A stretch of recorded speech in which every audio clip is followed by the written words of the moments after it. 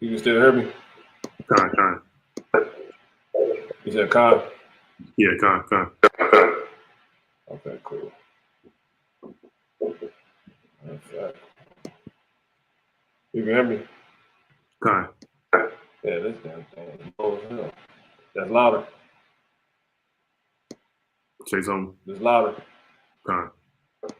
You said Con? Yeah, Con. Yeah, you cutting it out. No, I might have to do this. All right, Con. So yeah, so Shalom. Make sure we in. So this thing is started. Stay live. Yeah, we good. Okay, all right, Shalom. So we're back again with another gathering, in the spirit.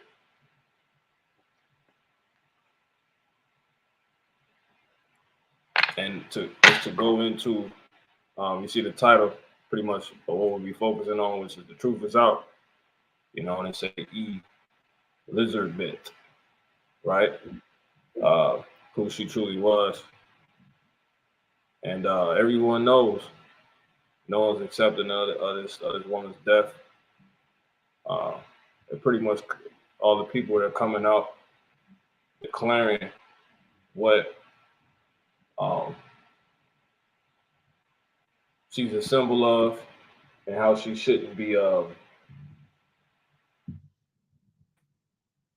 reverenced or esteemed in her death, due to, her history, and which is just the truth. So the truth is out. We're going to be going into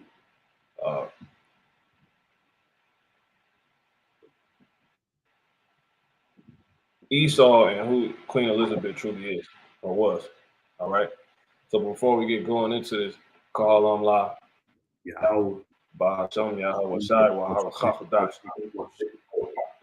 Double honors to the holy elect elder apostles, slated to be saved. Lord, want to start with the elder men at the Great Millstone Church, on down to the rest that may be out here and been out here under the same doctrine, on to the Akim here at this faction of this holy elect assembly, also in on this hope, also in on this, in the order doing what they need to do according to the scriptures. On to the rest of the Akim doing likewise. To you, Shalom. On to the rest of the believers as well in this beautiful faith of Yahweh, Ba'Hashem Yahweh Shai. All right. The people originally called God Jesus Christ. So we're going to go ahead. I got a video queued up. I'll go ahead and share it real quick. All right. With a quick scripture. Kick this off. Shalom to everybody tuning in. All right.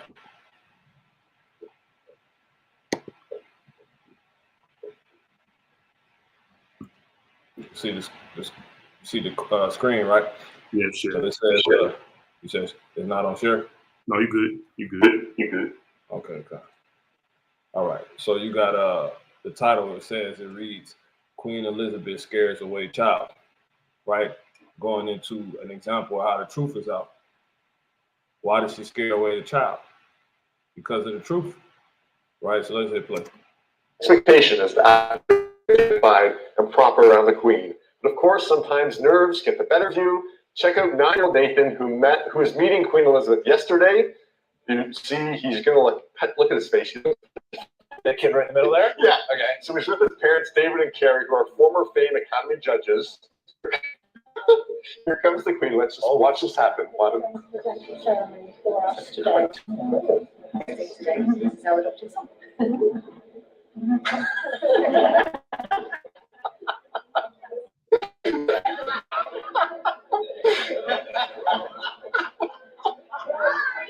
Right out.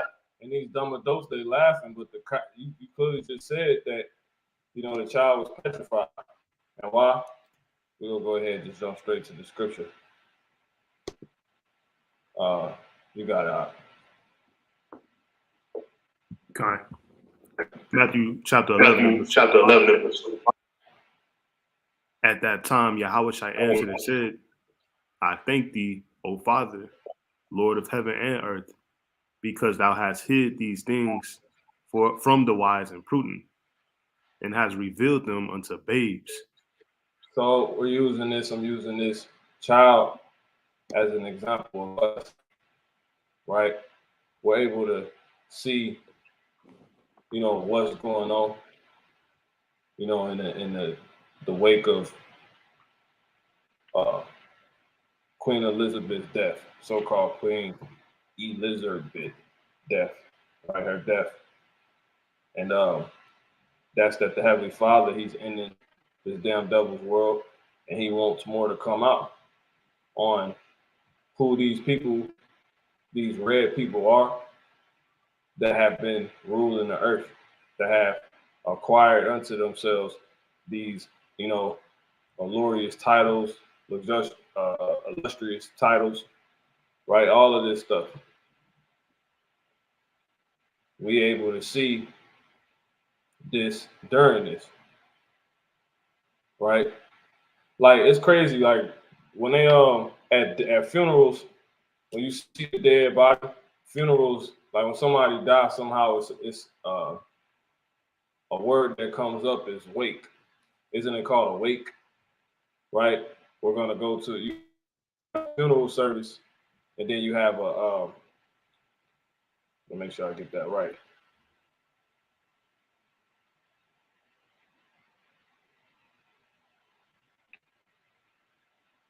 Yeah, it's a funeral wake. It says, let's prove that. Let's pull that up real quick.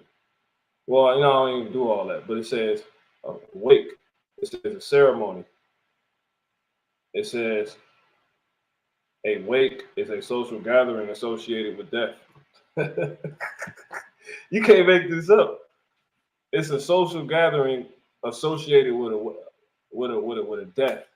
So in her death, the Lord is waking people up to the facts of the truth. You're going to see that through the Spirit before this is out.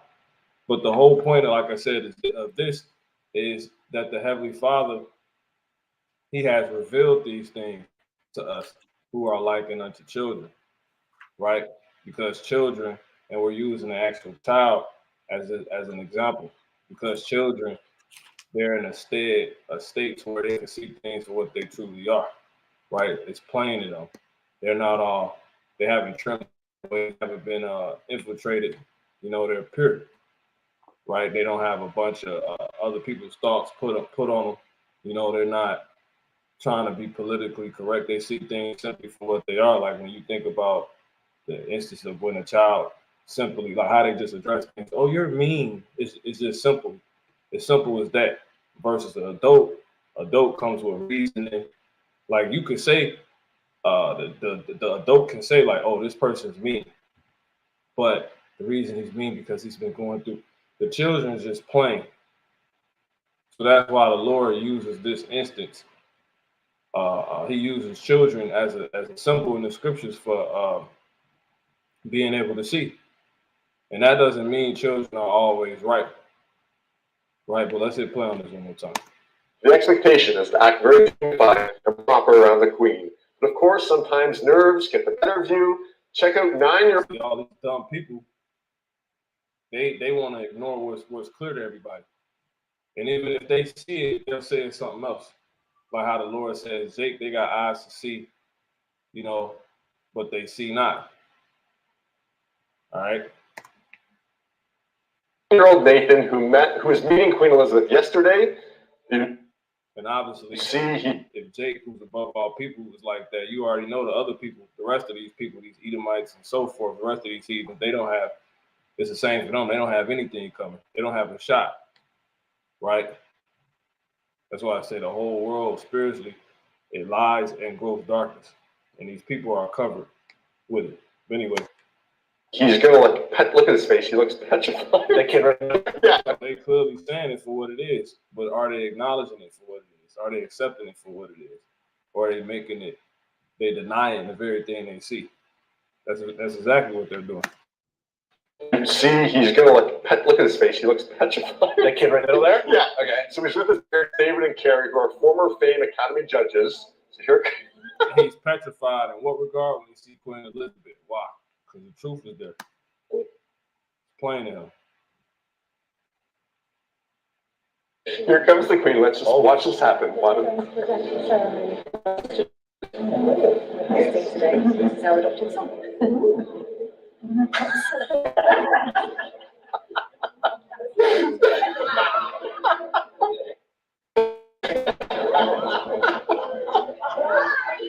Right out.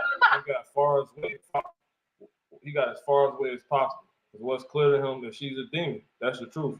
So just one more time.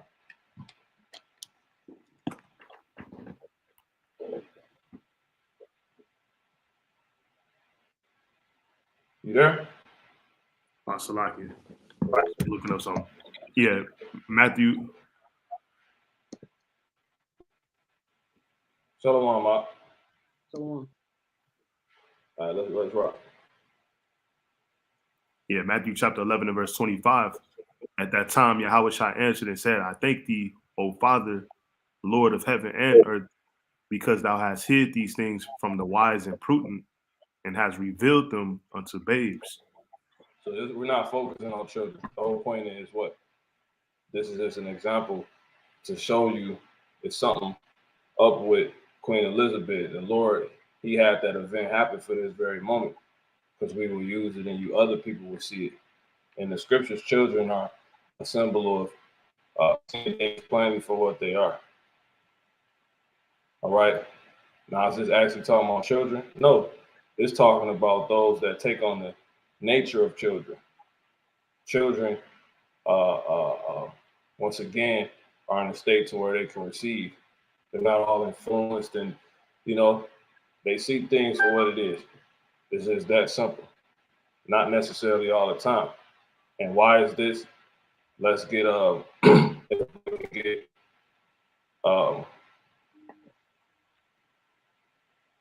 Sirach. I want to say that's in the 3rd chapter.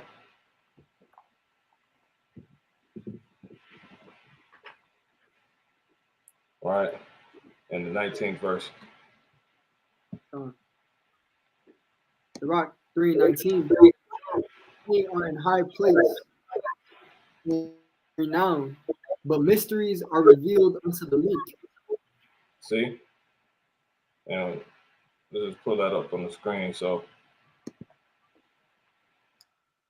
Akim can see that.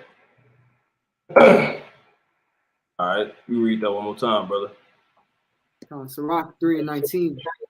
Many are in high place and of renown, but mysteries are revealed unto the meek. So this is why the Lord says children, they are able to see. And that's why the Lord, he told us in Matthew, what's known as Matthew, the 18th chapter, that we need to be like children because of the state they're in, as you see, right here.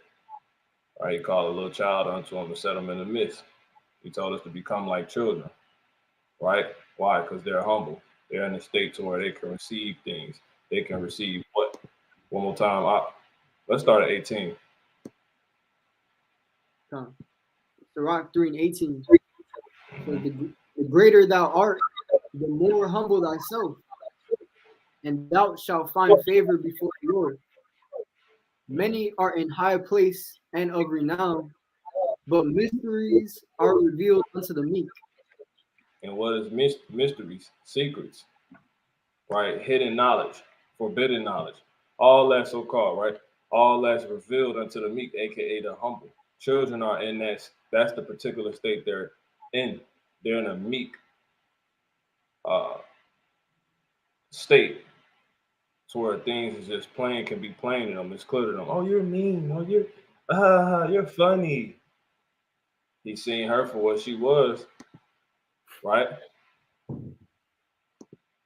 And that's how he went about it, because he's what? He's a child. He's humble. He's meek. Here comes the queen. Let's just watch this happen. The presenting ceremony for us today. This today is our adopted son.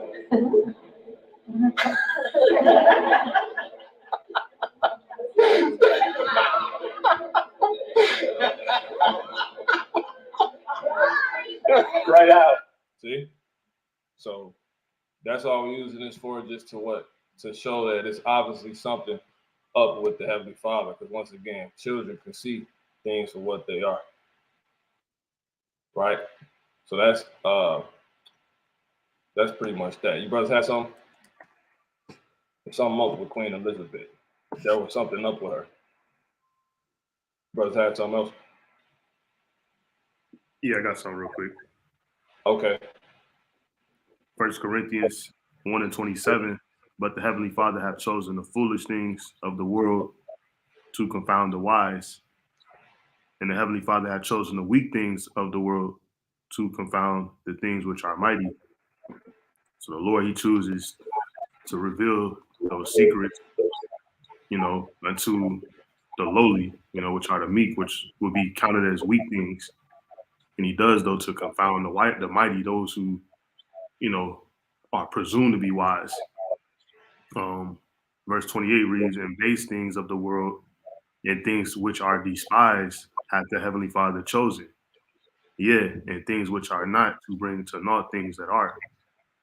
So the whole plan is to be humble, and through your humbleness, that humble nature, you're going to be raised up. The Lord is going to reveal his secrets unto you. And that's how he confounds those who are in high stature. And ultimately, just going back to the point why the child was used as an example, just to represent the meek, those who are meek, lowly, are able to see. They're given the ability to see. Right. Not all the time, though. That's it. Yeah. All right. I'll get simple and think. Well, one people, All right. So the children represent us. All right. Just to keep it simple. So moving on. This something real quick that pretty much goes into what was just seen. If a brother want to read it, you can, or I'll read it. The point is right here. Because what did that child do? He fleed away based off what he's seen. He reacted a certain way, right? That's what the Heavenly Father said we're going to do in response to what we see the wicked do. But you got it, whoever wanted. Psalm 64 and 6. It says, they search out iniquity. Verse 5. Psalm 64 and 5. It says, they encourage themselves in an evil matter. They commune laying snares privily. They say, who shall see them? So this is talking about a day.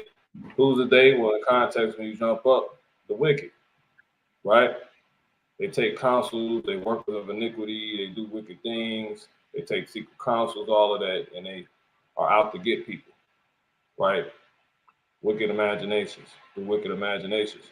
You got it. It says, they search out iniquities, they accomplish a diligent search. Both the inward thought of every one of them and the heart is deep. It says, but God shall shoot at them with an arrow. Suddenly shall they be wounded. So they shall make their own tongue to fall upon themselves. All that see them shall flee away. See that? So that's what took place. When these wicked individuals are seen, fleeing from them takes place. This today is our adopted son.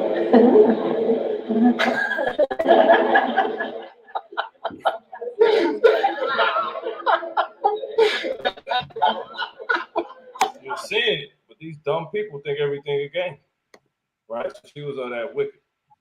All right. So that was just that. That just made me think of that. All right. Okay. The brothers have anything else? Because we're gonna go ahead and get into what the truth is. You know what I'm saying? What was going on with this damn? You know, I got a few things queued up, but you got it. Yeah, I had on Romans 8:16. It says, "The Spirit itself bear witness with our spirit that we are the children of God."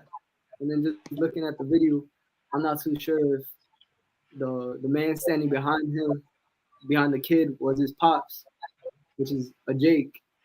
So he would be a child of God, and then that would allow him um to flee away right from the evil, because it says what the believers don't have be not unequally yoked, right? What companionship, roughly paraphrasing, has light with darkness.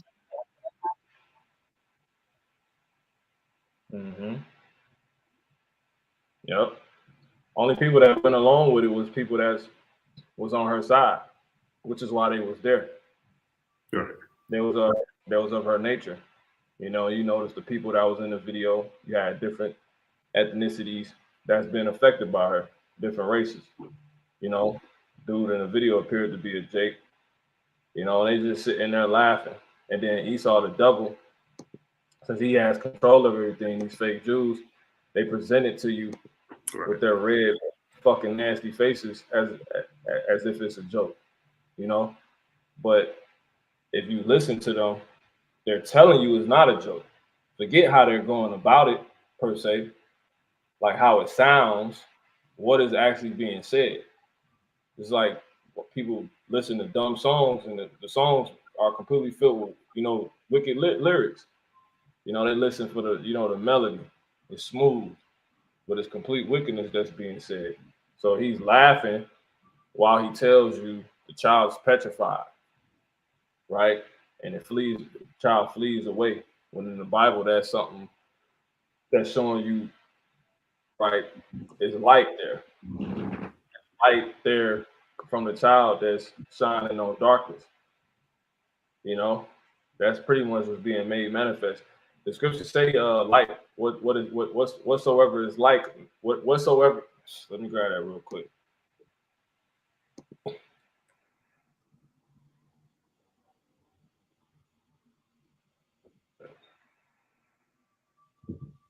The New Testament, I want to say this. Corinthians, it's Ephesians, kind.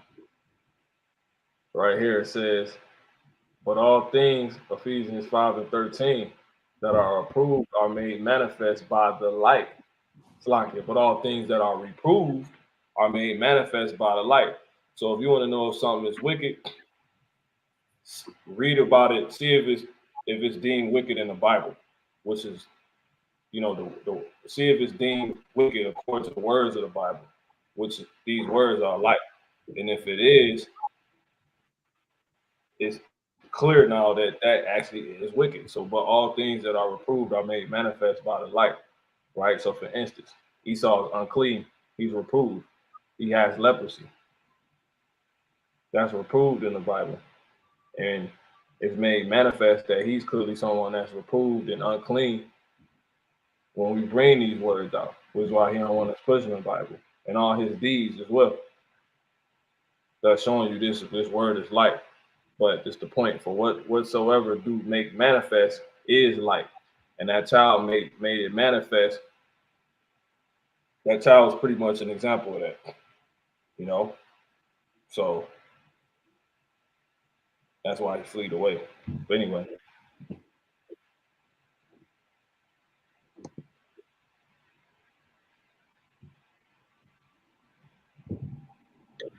So if you brothers didn't have anything else per se, we're gonna go ahead and move forward.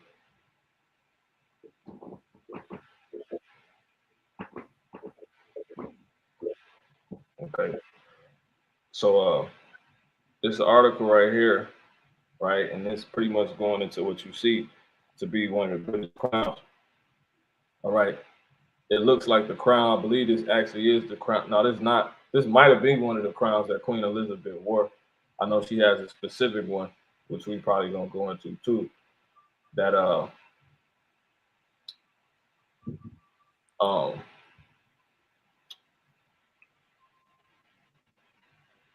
pretty much it had a bunch of diamonds and whatnot in it that was stolen. But let's read this.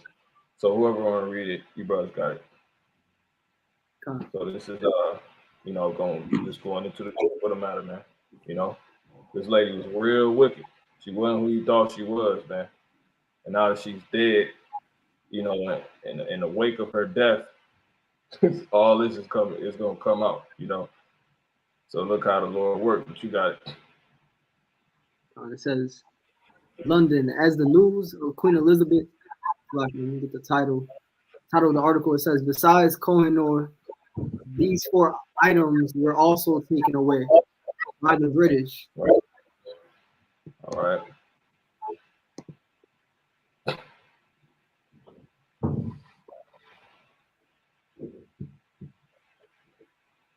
So this is one of the diamonds, right? Which one of the diamonds in her hat was stolen from South Africa, or supposedly gotten. Basically, one of the biggest diamonds. Okay, no, this from India. That's another one. But she pretty much was just they were basically was robbing all these places. And you know, there's tons of scriptures that come to mind at that point. You know, so and this proved the Bible to be right, and that Esau is still around. And not only that, but she was Esau, right? This is Esau. What you got out? Con. It says, besides Kohinoor, these 4 items were also taken away by the British. Amidst all this, the one thing that's getting highlighted is how the UK has many things in possession that were looted from other countries. Whole time. So Queen Elizabeth was a thief. Everybody with her was a thief, right? Because if she obviously didn't go physically take it, she had people go do it. But what scriptures come to mind at that point?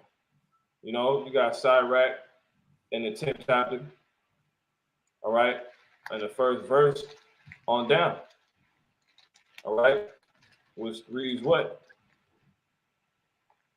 It says, as a wise judge will instruct his people, and the government of a prudent man is well ordered. As the judge of the people is himself, so are his officers. And what manner of man the ruler of the city is, such are all they that dwell therein. So if they went and stole it, right, which would make them thieves, is because their ruler, Queen Elizabeth, was a thief, right? And that's why it says in Proverbs, what's that, in the 29th chapter, how wicked ruler hearken unto lies, all his servants are wicked, right? So it's just like the same thing with us. Like our head, Yahweh Shah, we're subject to being like him because that's who we follow. But guess what? He's a righteous king. See that? So we gonna follow suit if we truly follow him. So they was following her orders. So all that looting that took place, you know, thieving was due to her. Brothers got something? I had Job 27:16. It says, though he heap up silver as the dust and prepare raiment as the clay. It says, so this is speaking on Esau Edom, and he's been able to stack up all these things, all these riches that he's gotten over the course of time and passed down generations through generations by taking them and stealing them. Okay, since you say that, because that's the point right there. Let's go ahead and hit these right here. Good. All right. Somebody hold Bible child. Let's hold Daniel 12. All right. So let's read this real quick. Let's see. Let's start here. Let's start with this.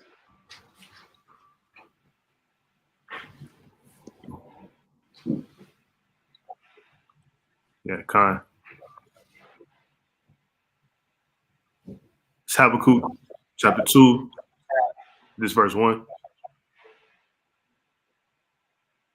Yes, like it says, I will stand upon my watch and set me upon the tower, and will watch to see what he will say unto me, and what I shall answer when I am reproved. You got it. And the Lord answered me and said, write the vision and make it plain upon tables, that he may run and readeth it. Right. And that goes into what was being said earlier, the plainness. You know, it's about to be made clear to you, right? And it's been clear. But now in the wake of her death, you know, it's being pushed per se now. But you got it. It reads, for the vision is yet for an appointed time, but at the end it shall speak and not lie. Though it tarry, wait for it, because it will surely come. It will not tarry. It says, Yeah, just read behold, on. his soul, which is The point gonna be in verse Salaki. The point gonna be in verse 6. yeah, Khan. Yeah, kind of. You know? Yeah. Yep. Verse 4, it says, behold, his soul, which is lifted up, is not upright in him, but the just shall live by faith. Yet also because he transgresseth by wine, he is a proud man. Speed up a little bit. Yeah, Khan, it says, neither keepeth at home, who enlarges his desire as hell, and is as death, and cannot be satisfied, but gathereth unto him all nations, and heapeth unto him all people. That go back to what the world was just reading. Right? And Job, you got it. And is it just in him because can it not be you know, a woman of this him? Is him being Esau, the so-called white man? Yes, it could be a woman. She's of him. She's Esau, right? But anyway, you got it. Yep. Verse 6, it says, shall not all really, it's just as with her being a descendant of Esau's Esau period. So this is covering Esau in its totality and all his history through however Esau, the patriarch, pretty much will be held responsible for achieving this, whether it was through, you know, women monarch, men, it don't matter. But you got it. Yeah, Khan. Habakkuk 2 and 6, shall not all these take up a parable against him, and a taunting proverb against him, and say, woe to him that increaseth that which is not his. How long? And to him that laded himself with thick clay. Yep. So there it is. So they increase that which is not theirs. So they come up on all this stuff. They came up on all this stuff, you know, heaping it unto the stuff like the brother, you know, reading, but it was through what? We go ahead and bring it up. Oppressing, which is what this is titled, right? This whole passage, woe to oppressors in Micah 2:1. Yeah, Khan. Micah chapter 2, verse 1, woe to them that devise iniquity and work evil upon their beds. When the morning is light, they practice it because it is in the power of their hand. Yeah, And iniquity going to what? Their wickedness, right? That violence that they pretty much practice throughout the earth. They accomplish throughout the earth, right? Through wage and war, through fake peace treaties that they break, right? Through bribery, through spoiling, through deceit, through witchcraft, through war, through bombing, all of that. Go ahead. Yep. And they covet fields and take them by violence, and houses and take them away. So they oppress a man and his house, even a man and his heritage. Now read that verse again. Yeah, Khan. Yeah. It says, and they covet fields and take them by violence. Violence. That's how they did it, man. Right? In other different ways, right? Which is according to the book of Nahum through witchcraft, right? They you know, take out families and whatnot through witchcraft. But you got it. Yep. And they covet fields and take them by violence, and houses and take them away. So they oppress a man and his house, even a man and his heritage. So there it is. All right. So you got oppression, pretty much. When you go into that word oppress, so this is how they she got them crowns of diamonds. She got that power seat.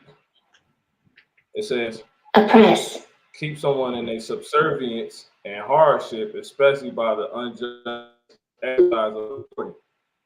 You know, it's images that I might cue up pretty much.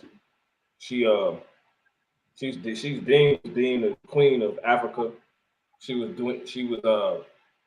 It's images of her pretty much looking like she had modern day slavery, right?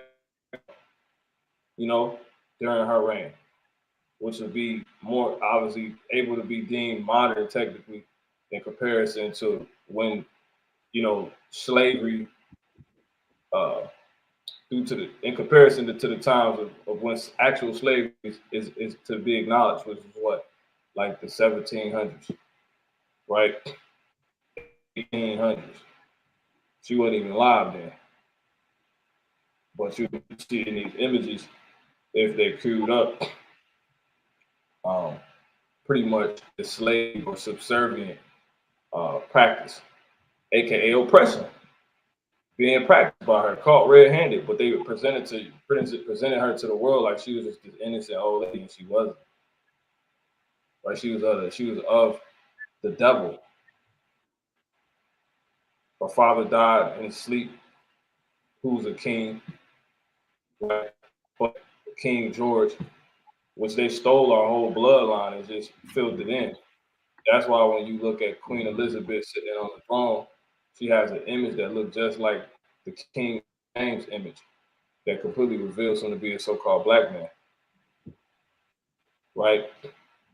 Because they pretty much knew they had to replace. They basically, like how they talk that replacement theology crap. They started that replacement. They use that concept because if you got rid of the sovereignty, right, the sovereign nation, as some people that came out of a cave, you can't just get rid of them and use as people that have as people that have been in the cave. And then the sovereign royal people just gone. People gonna start questioning like where they at? Where's these sovereign, beautiful royal people? They understood that much. So it's like, you know what? We're gonna just replace them. That's what they did, and that's recorded in the book of Maccabees. First Maccabees 3:48. The heathen laid open the books and sought to take the likeness of their images. So that's alluding to what Psalms the second chapter. These niggas is fake kings, man. They said themselves. But anyway, so oppress, they was able to accomplish this through oppression. It says keep someone in subservience and hardship, especially by the unjust exercise of authority. Right? Persecute, abuse, maltreat, ill treat, cause someone to feel distress, anguish, or uncomfortable, which is why the Lord said he had to send us the comforter, because he understood Esau was really about to, hit the pinnacle of his world in the times to come, during the time when Yahushua wouldn't physically be here. The bridegroom wouldn't be here, right? He would crush, he would trouble. They trouble, they afflict. So they're going to be responsible for Jacob's trouble. And she played a part in the Jacob's trouble that's already going on right now. I just have to pick up. So that's pretty much that. But I think that was pretty much it. But you got it. get that, finish that Job that you had the war. And then you brothers got something for that. Here's Job 27:16. It says, though he heap up silver as the dust and prepare raiment as the clay, says How they do it? You stealing, looting. You got it. he may prepare it, but the just shall put it on, and the innocent shall divide the silver. You got it. Yeah, it says the innocent shall divide the silver, the just shall put it on. That's when all these riches, well, that they keep over the course of time through robbery, right, through deceit, pursuant to the book of Nahum. That's when they're gonna give it up to the Israelites, right? We're gonna take everything. Yeah, we don't want to jump there yet because we're getting on this devil right now. But that's right, obviously. You know what I'm saying?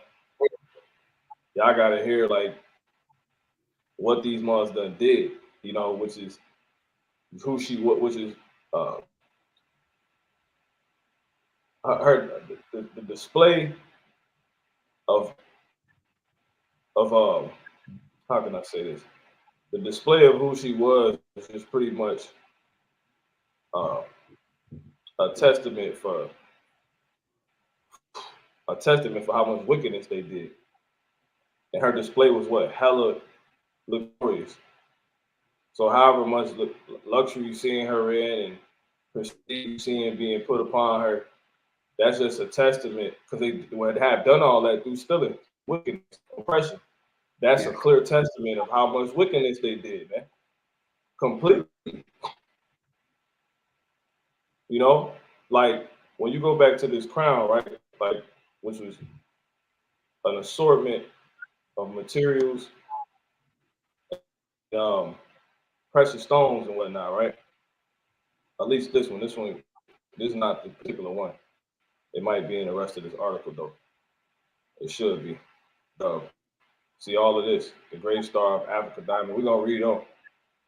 When you go back to this, though, what was I gonna say? Damn, I lost my train of thought. Let me go back to it real quick.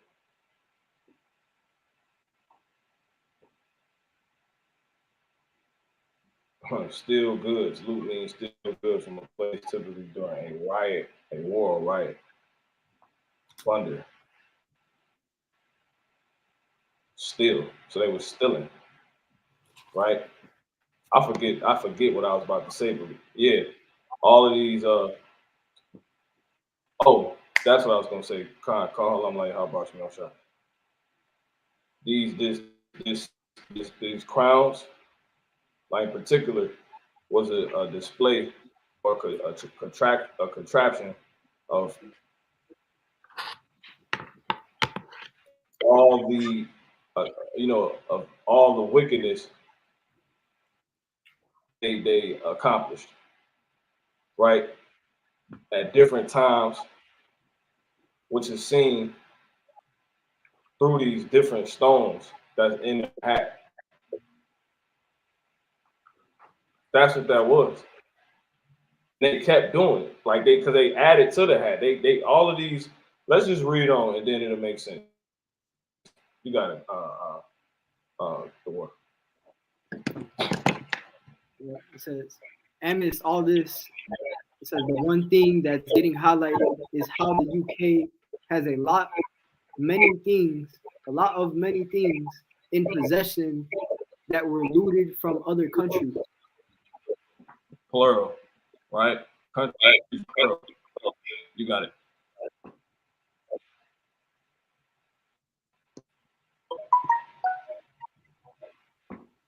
It's still the same on my screen.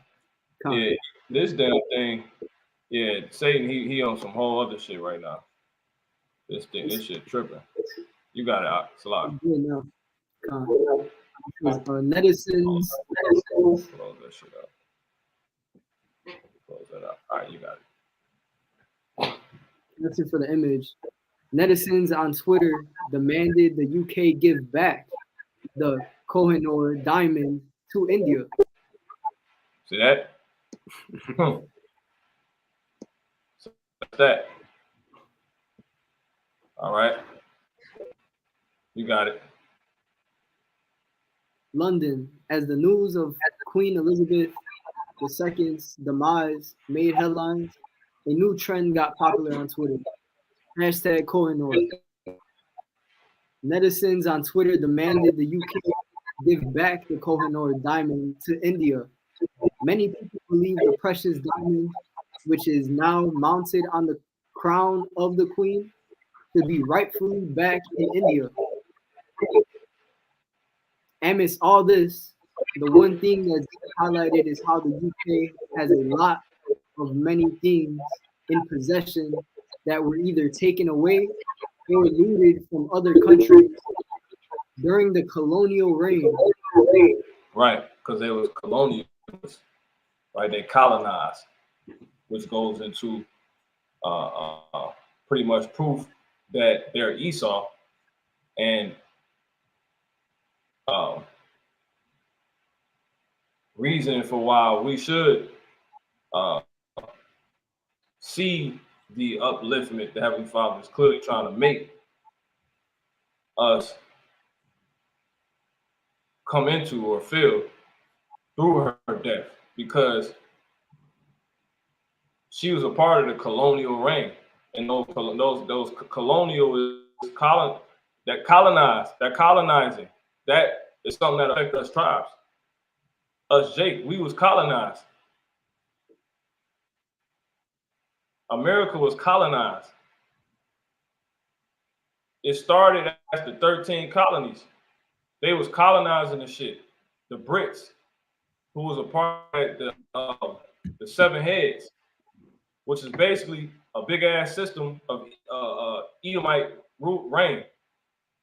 All these different times Esau ruled basically continuously. You know, it went from one head to the next head, basically. You know, from the French, the Spanish, the Romans, the Greeks, Germania Major, Germania Minor, right? And fucking Great Britain, right? Great Britain being one of the heads. They was one of the colonizers. They're known for colonizing. The British cavalry with Gad. So people get mad because Jake, you got niggas was getting mad because so-called black people were celebrating her death like some fucking coons. But she was the queen of the colonizing empire. These niggas, go ahead, brother. Khan, it says, here's a list of a few of those items. It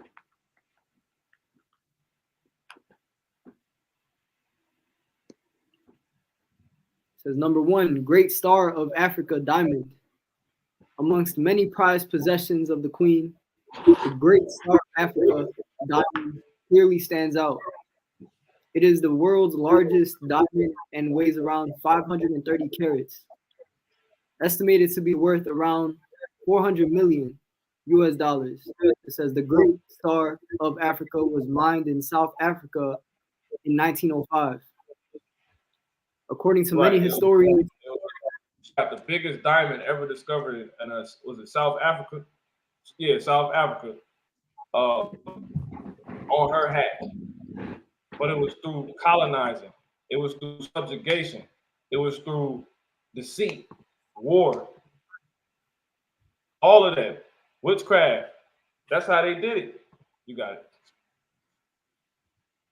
It says, according to many historians from Africa, the jewel was mined in 1905 and was presented to Edward, I believe, what is this, the 7th? I believe that's the 7th. Right. It says, and they claim that the diamond was rather stolen or looted by the British government during their reign as colonialists. Right. So everybody complaining, man. All the nations that go into Isaiah the 14th chapter. No feller has all the trees of the earth gonna rejoice, saying no, since no feller has come upon us since pretty much that's post Esau, the so-called white man going down. And that's pretty much spiritual talk for all the nations of the earth, the different families of the earth rejoicing because they finally not getting colonized and taken down. Chopped down for their goods. Or just for some. Esau be chopping down trees for no reason sometimes. This nigga just go chop down a tree. Don't even put shit there. Like all these acres that's open, like through the Midwest, ain't shit, and they've been open since like, some of you older brothers and obviously you younger brothers as well, right? Or kids and older, really damn near since we've been here. Because if shit ain't there now, shit ain't never been there. As far as when they took it over. You go when you driving down these highways, you see all those open acres, right? That land was cultivated like that. You don't know really how it looked before. Some lands were left open. The Lord set it up like that, which is why Esau, he wanted to take America because it was already pretty much cultivated by the northern kingdom. And then the land was already like set up. That's why the northern kingdom came over here. So Esau wanted it for himself. That's why I said he covered fields. He's like, man, we ain't got to put no work in. We could just set up. Or the land's already fertile. Or they already cultivated. Or sometimes he'll literally go as you see now. The nigga go take down anything that was previously there. Right? I think that going to, what's that? It's kind of going into it's just a bunch of shit this nigga done did. But he'll go in and he'll take down like churches and all type of set up institutions or whatever, family mom and pop stores with a bulldozer, and put his shit up. So all that translates to why the hell now people starting to say something in the wake of her death.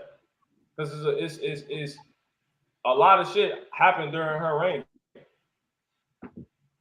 You got it. And she fucking wore the shit probably that she did on her head, on her sleeve. But you got it. If I could add too, Esau is Cain in the scriptures, and Cain was said to be a vagabond, one that cannot, stay at home. He always has to come and take what's not his, right? And he was a killer. That's exactly what Esau is, cold-blooded. No. He's a murderer. Murderer, daughter. He's a murderer. It's a murder from the beginning.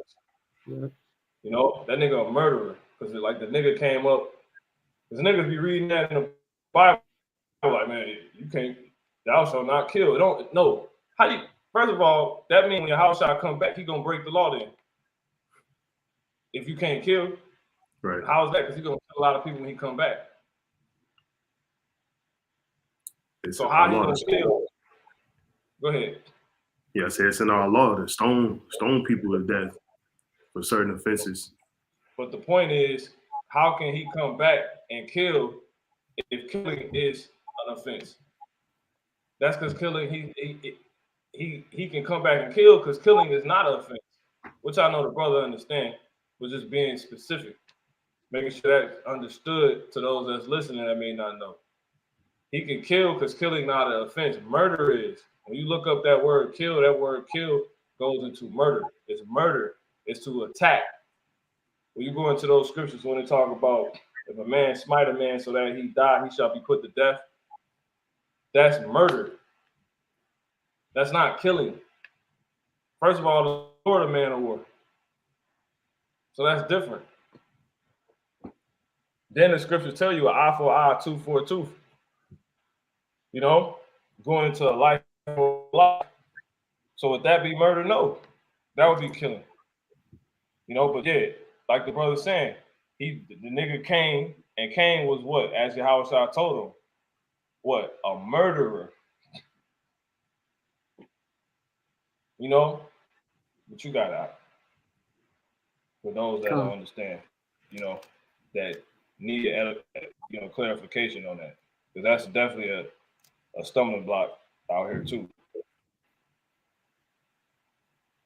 It says the great star of Africa is currently in the Queen's scepter.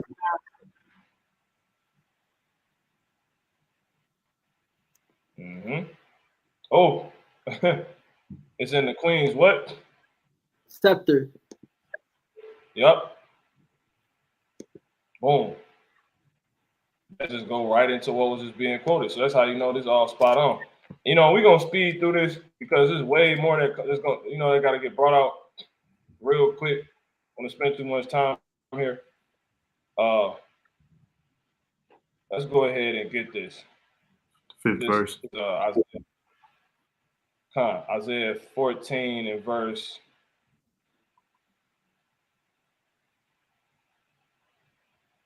The fifth verse. I'm just saying if there's another part we should start and go to. But yeah, that's the point. Verse 5. So we're gonna read 5 through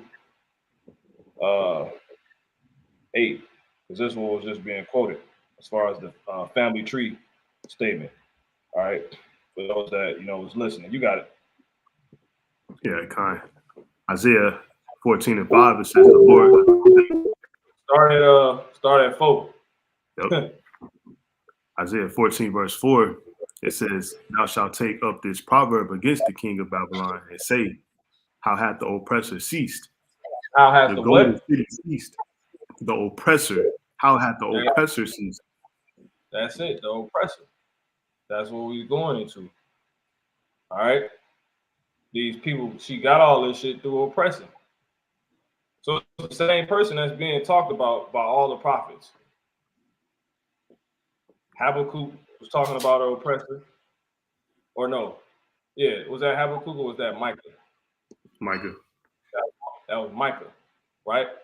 Micah. I mean, shit, Habakkuk too. It's just as a title, oppressor, and Micah, right? In Micah's passage. But Habakkuk seeing the same person, and Isaiah seeing the same person, and they're ruling a region. They're ruling on earth, right? You got it. Yep. And then look, read this verse again. Go ahead. Isaiah 14 and 4. "Thou shalt take up this proverb against the king of Babylon and say, How hath the oppressor ceased?" Ceased. Dead. The oppressor's dead. She gone. He ceased. Now, that don't mean Esau, who's the oppressor in his totality, is gone. But one of his forms is gone. And that's why you got all these nations rejoicing right now because of that. You got it. Yep.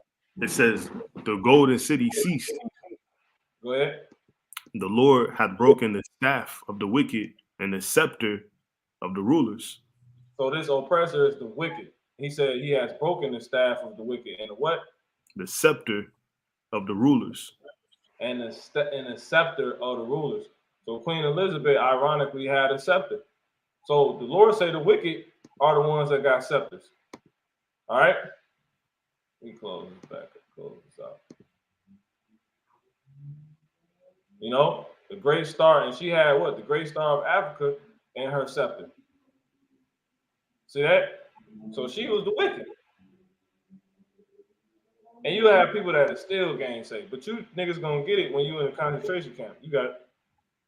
Yep, Isaiah 14 and verse 6, it says, "He smote the people in wrath with a continual stroke. He that ruled the nations in anger is persecuted, and none hindereth." And the stumbling block to it too, the Lord would have this Edomite be a woman. Yeah. Where when it's clear the damn so-called white people are these people the Lord is talking about, this oppressor that the Lord is talking about, people could technically miss it because when the evidence is there, it would be in the form of a she. It wouldn't be a he. That's one reason why I could see people missing it. But just like any father, can he not have a daughter? Right? Hell, just like, for instance, she took over the throne of her father.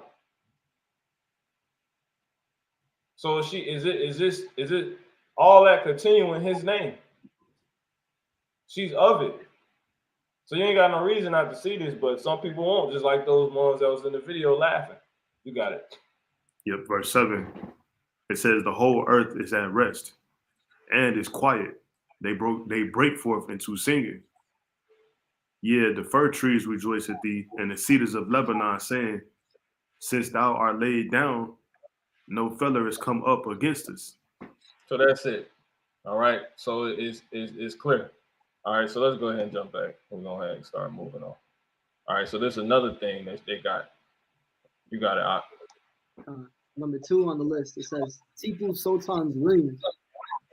Tipu Sultan's ring was allegedly taken by the Britishers on his dead body in 1799 after he lost the battle against them.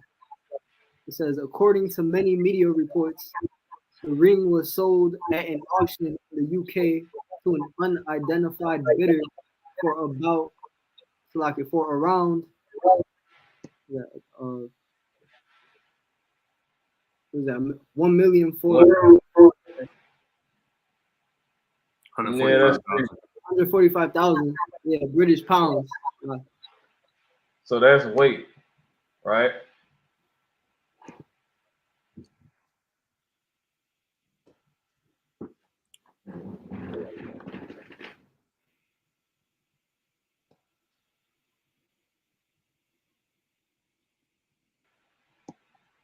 This is Psalms 50:82.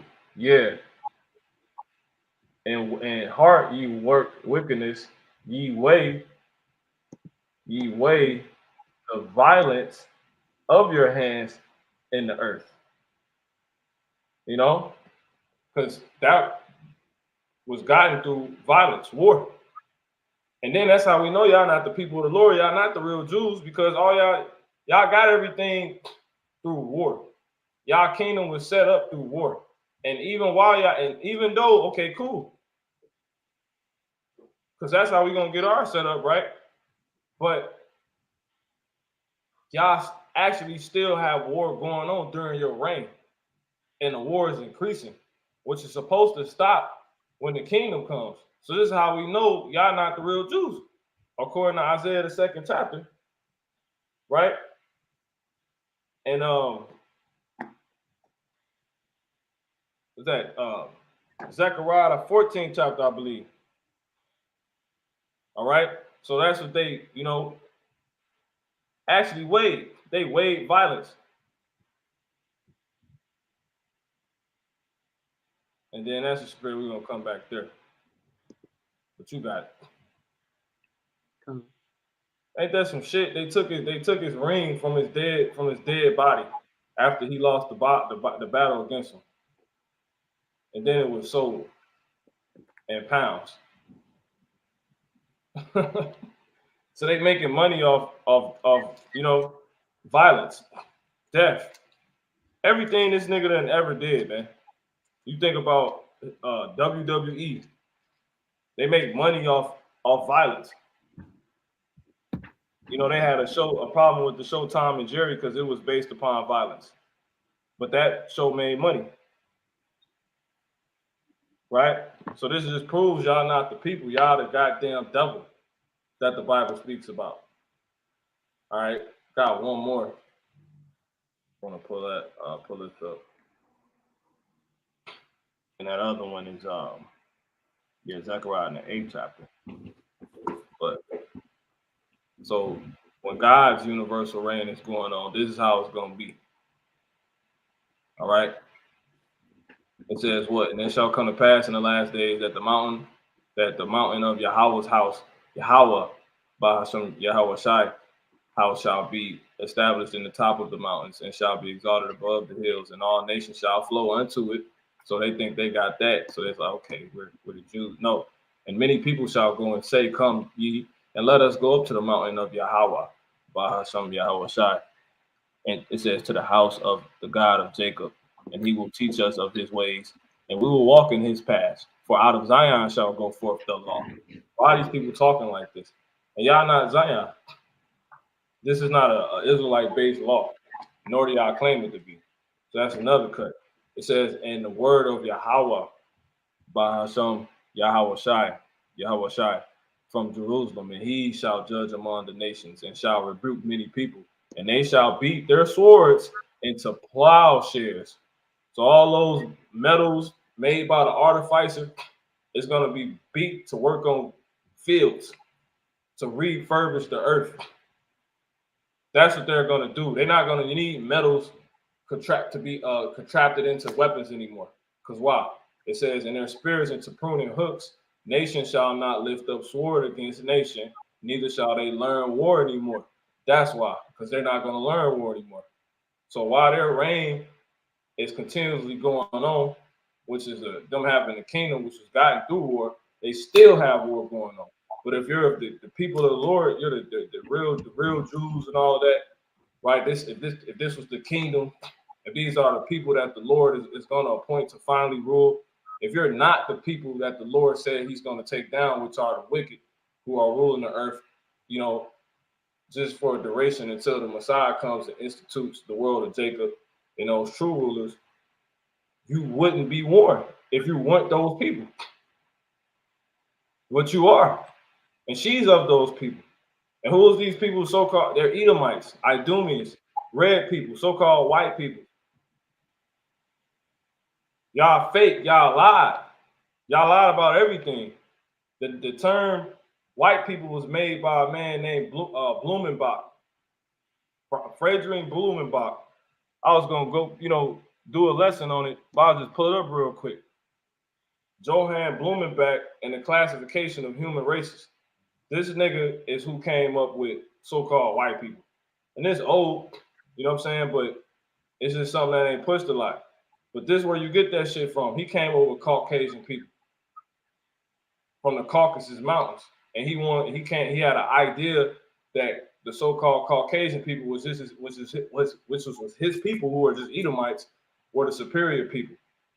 So these niggas was really the cave dwellers. This is factually documented. They lied. They re-termed themselves. They recoined themselves. And then they changed everybody else's names.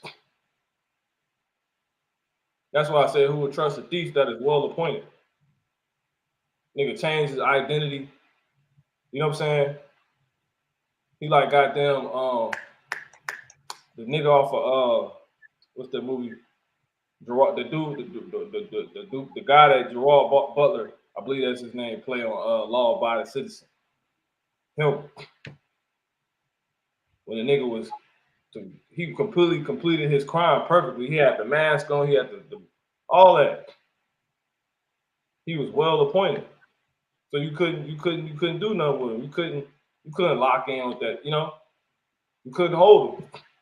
Going back to what the war just mentioned, which is what? Cain. Right?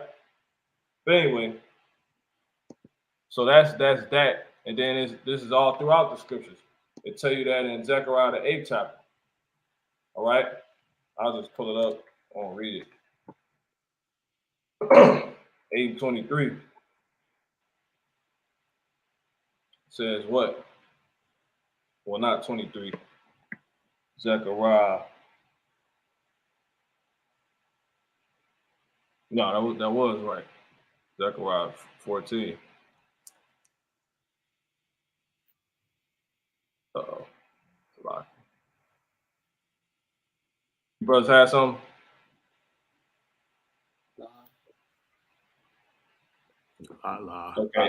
Okay, this verse 16. So it says, no, it's in verse, let's see.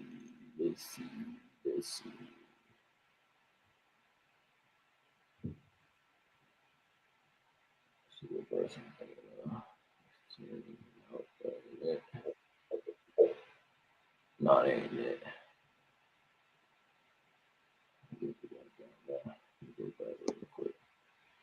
Just so you can see how important this is. right? But you see, this goes into it. I forget the other scripture off the top of my head that pretty much tell you these, these nations, they're not gonna war anymore. They're not gonna do any of these things no more. You know, when the Lord's kingdom is set up. And his kingdom comes because the wicked one will be ruling, which he'll have to take down. So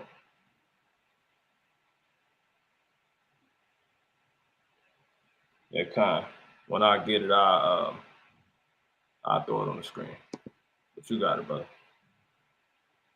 Come. Next one. Yep. Number 3, Rosetta Stone. Amidst the call to bring Kohinoor back to India, Egyptian activists and archaeologists want to bring the Rosetta Stone back to its homeland, i.e. Egypt. The Rosetta Stone is currently on. And you know what that shows? That show they were those Greeks, because those Greeks is who infiltrated Egypt and the Maccabees during Cleopatra's time. Her father, really during the Diadochi period, after Alexander the Great fell, which all those people was deemed they were Idumeans, aka Edomites. So here it is. They got their hand in Egypt too. Why? Because they was of those people. They was Edomites, right? All these so-called heirlooms and stuff. But you got it. It says the Rosetta Stone is currently on display at the British Museum. So according to many local newspapers, archaeologists claim that they can prove that the Rosetta Stone was stolen by Britain.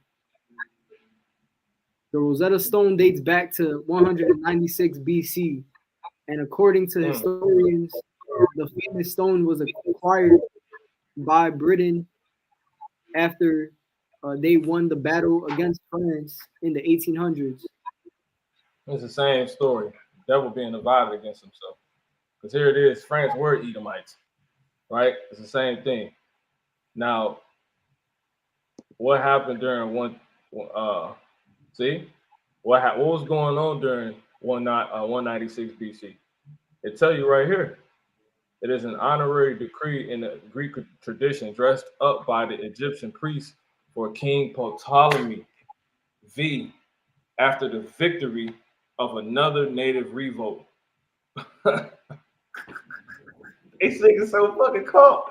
They so caught the truth out so hard. Like, man. You know? So that's why the scriptures say if our gospel be hid, it's hid to them that are lost. You on some weird shit, you in a whole nother spirit, your ass might be lost. Right? You can't see what's what, who might be who's clearly being revealed to be who. Your ass lost. Your ass is lost. And I'll keep saying it. Your ass lost. All right? So let's get that. I want to get that in my damn on my Bible. Right? Let me see. See that? How the fuck? Look, they telling you that they just said what? They just told you that this stone. They told you this stone dates back to 196 BC, and according to historians, quote unquote, the famous stone was acquired by Britain after they won the battle against France. Meaning what? The stone was already around before Britain was set up, right? And it was acquired through France, who obviously got a hold of it in the 1800s. But the stone go back to 196 BC.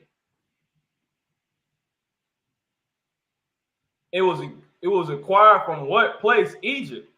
But who conquered and went into Egypt? Edomites. So that going to that going to the heirloom thing I was just saying. What I meant by heirloom is what? Some shit basically passed down. So they was passing that shit around. Like, you know, when Jay get their chain stole and they go on tour, that's what they was doing. That's passing that shit around. They got that shit from y'all don't get mad because we cuss, brothers curse, and all this other madness. But even if we did curse, you niggas still won't get it. Why? Because a bunch of people written to not get it. So it don't matter what we do. Y'all said y'all complain about everything. John came this way and he came the opposite. Y'all complain still. Right? So when you go to First Maccabees, I got some of it pulled up. Right? Let's just get it real quick.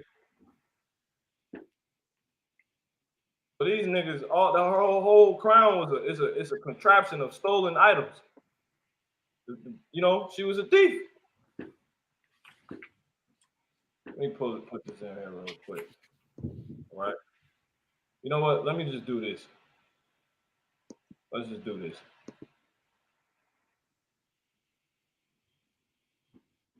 Oh, my goodness. Ain't this good? This is good stuff, man. All right.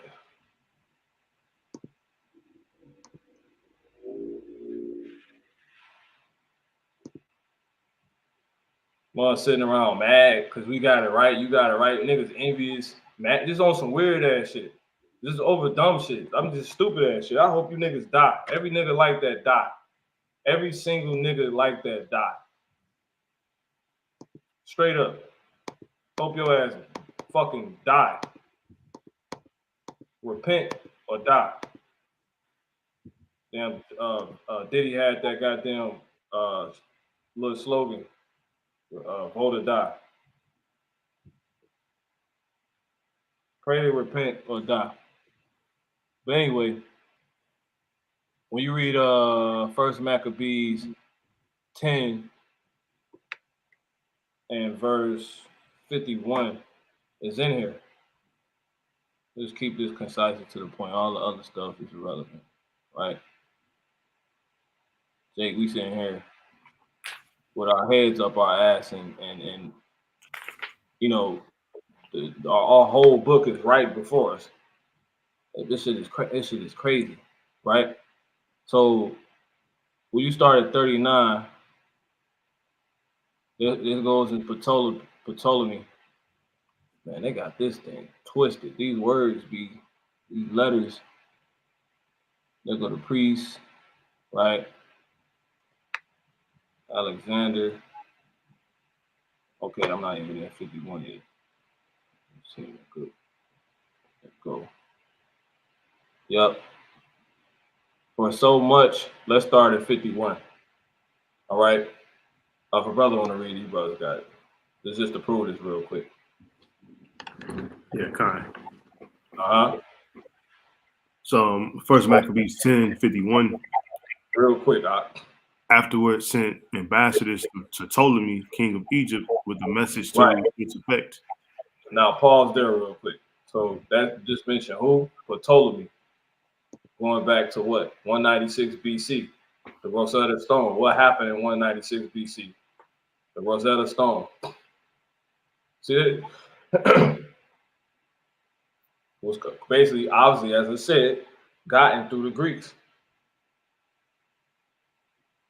It was dressed up by Egyptian priests for King Ptolemy. So Esau got his hands on it then, and they was just passing it down as more Edomites rose up and was more devilish than the previous one. And then those that was being conquered by the next ones that wanted to rule, they would just convert into the new Edomite wave. And they just bring everything they still like over or take on all the new things that they, want to take on. That's basically what they was doing. That's all America is. Ain't it a merger of like everything Esau was always into? Some of the things he held on to, stolen. That's all that's going on right now. So anyway, Ptolemy, right? So niggas say the Bible and the Maccabees it's not canon. Yeah, okay, you got it. Yeah, kind. First Maccabees 10:51. Afterward, Alexander sent ambassadors to Ptolemy, king of Egypt, with a message to this effect: For so much as I am come again to my realm, and am set in the throne of the progenitors of my progenitors. Right, see? Was a progenitor, a patriarch. So who is his progenitors? Other Edomites, other Idumeans. What proved that? When you go to Maccabees in the 4th chapter, right? Let's just prove that real quick. Who is, because they were what? Greeks. So who is these Greeks in actuality? Because to be a Greek is not a nationality. It's not a race. They got to go back to somebody. You got it. Yeah. First Maccabees 4. What was it? And what is the Maccabees about? Fighting back against the Greeks. Us Israelites fighting against the Greeks. No, you got it, brother. Yeah, verse 61. And they set their garrison to keep it, and fortified Bersura to preserve it, that the people might have a defense against Idumea. Right. And who is Idumea? Quick history lesson. Right? Edom. Edom.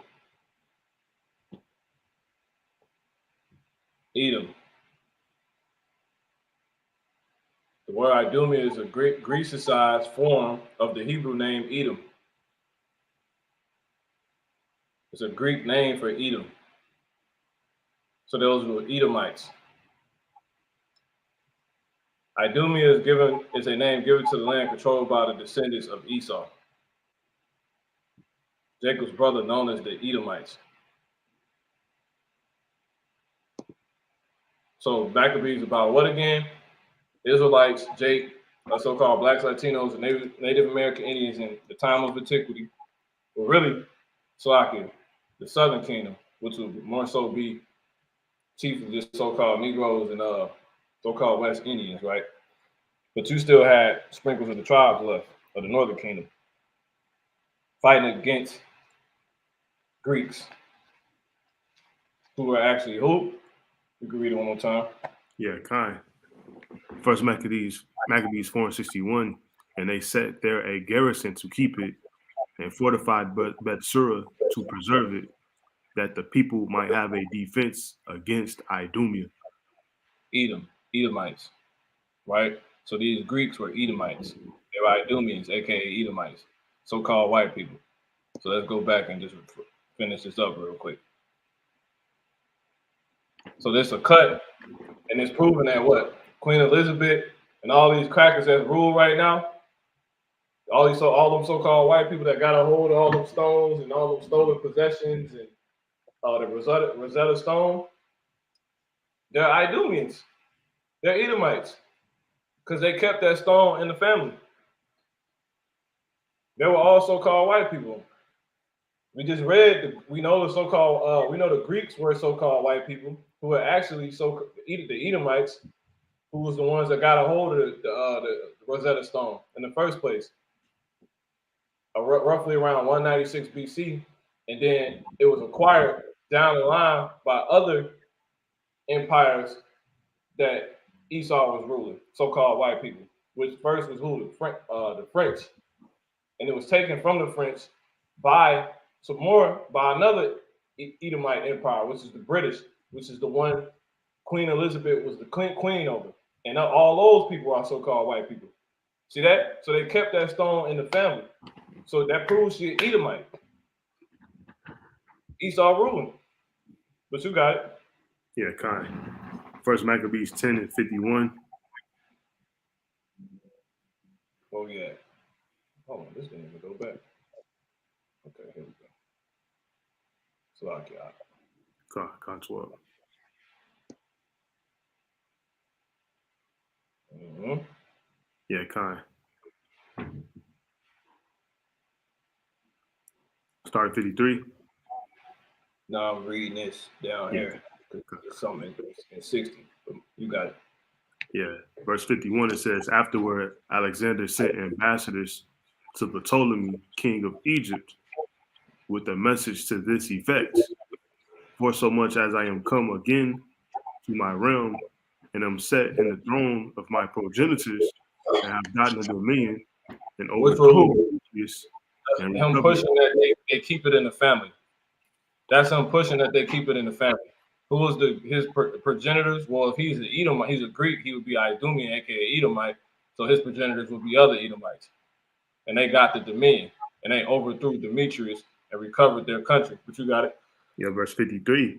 It says, "For after I had joined battle with him, both he and his host was discomfited by us, so that we sit in the throne of his kingdom." See, stealing. Go ahead. By Now violence. Yep. Acquiring by violence. You got it. Verse 54, it says, "Now therefore let us make a league of enmity together, and give me now thy daughter to wife, Just speed up a little out. and I will be thy son-in-law, and will give both thee and her gifts according to thy dignity." Go ahead. Then Ptolemy the king gave answer, saying, "Happy be the day wherein thou didst return into the land of thy fathers, and sattest in the throne of their kingdom. Go ahead. And now I will do to thee as thou hast written. Meet Mm-hmm. me therefore at Ptolemaeus, Mm-hmm. that we may see one another, for I will marry my daughter to thee according to thy desire." And who was his daughter? Because people think Cleopatra was a so-called black woman. No, she was an Edomite. Go ahead. Yep. It says, "So Ptolemy went out of Egypt with his daughter Cleopatra, and they came into Ptolemaeus in the 162nd year, Come on. where King Alexander meeting him gave unto him his daughter Cleopatra, and celebrated her marriage to Ptolemaeus with great At glory. Ptolemy. Salakia, at Ptolemaeus with great glory, as the manner of king is. It's really Ptolemy. There's some damn I don't even know what you call this. But pretty much it doesn't read like this if you add a handheld one. It's just like this on the digital version. I don't know why, but you got it. I'm reading out the handheld to say it as well. Yeah, that should say Ptolemy. I'm reading out the GNT and it says Ptolemy. Okay, kind. Right. So point is, if I'm wrong about that, the whole point is this talking about Ptolemy. So Thawada, that proves it with what the brother Thawada just said. It said in the GNT. So in certain translations, it should outright say Ptolemy, which is still true. It should say Ptolemy because that's who it's talking about. Those are not two different people. Ptolemy and Ptolemy are not two different people. It's the same person. So Ptolemy is talked about here, who's an Edomite. Go ahead. Yeah, kind. Verse 59, it says, "Now King Alexander had written unto Jonathan that he should come and meet him, who thereupon went honorably to Ptolemaeus, where he met the two kings." To Ptolemy. Yep, where he met the two kings and gave them their friends silver and gold and many presents, and found favor in their sight. So there it is. So who thereupon went to Ptolemy, where he met the two kings and gave them and their friends silver and gold and many presents, and found favor in their sight. So this dude, he acquired all of this by matter of fact, that's proving to you that's true, because it's in the scriptures that the Rosetta Stone was acquired through pretty much Esau colonizing and conquering Egypt, which is actually, now that I think about it,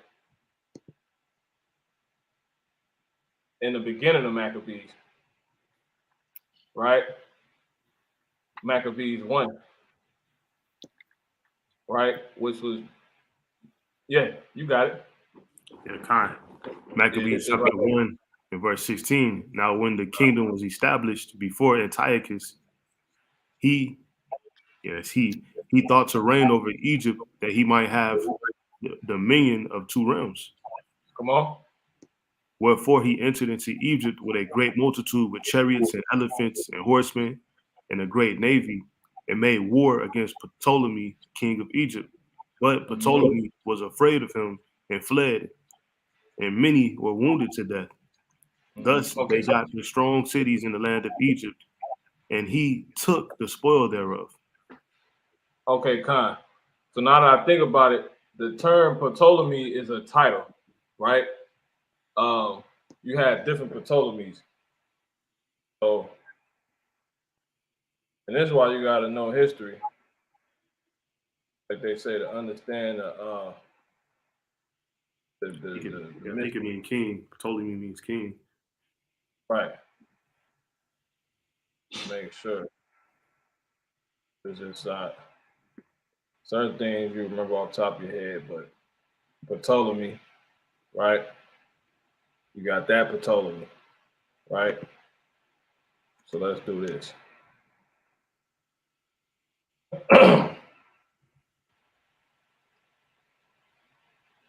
So Ptolemy. So Ptolemy is actually, I believe, a war general, right? Ptolemaic, which makes sense, right? So Ptolemy goes into the war general, all right, of the Ptolemies. You had different uh fucking war generals basically. Um it says, let's go here, because that's Ptolemaic.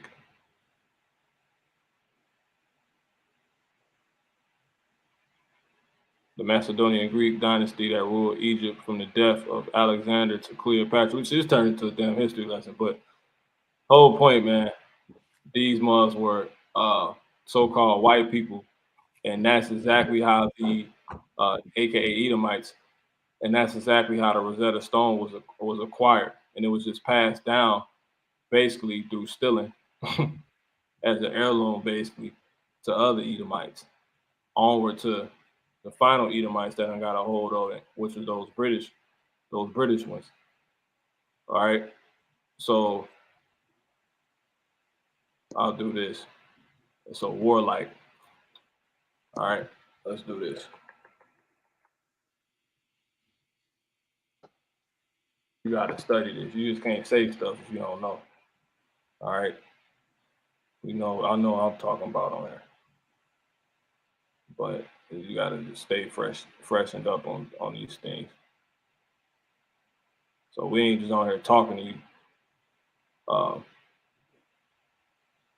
vainly. This is all real. This is all true. You know? Yeah. So the name Ptolemy is the boy's name of Greek origin, meaning aggressive, warlike. So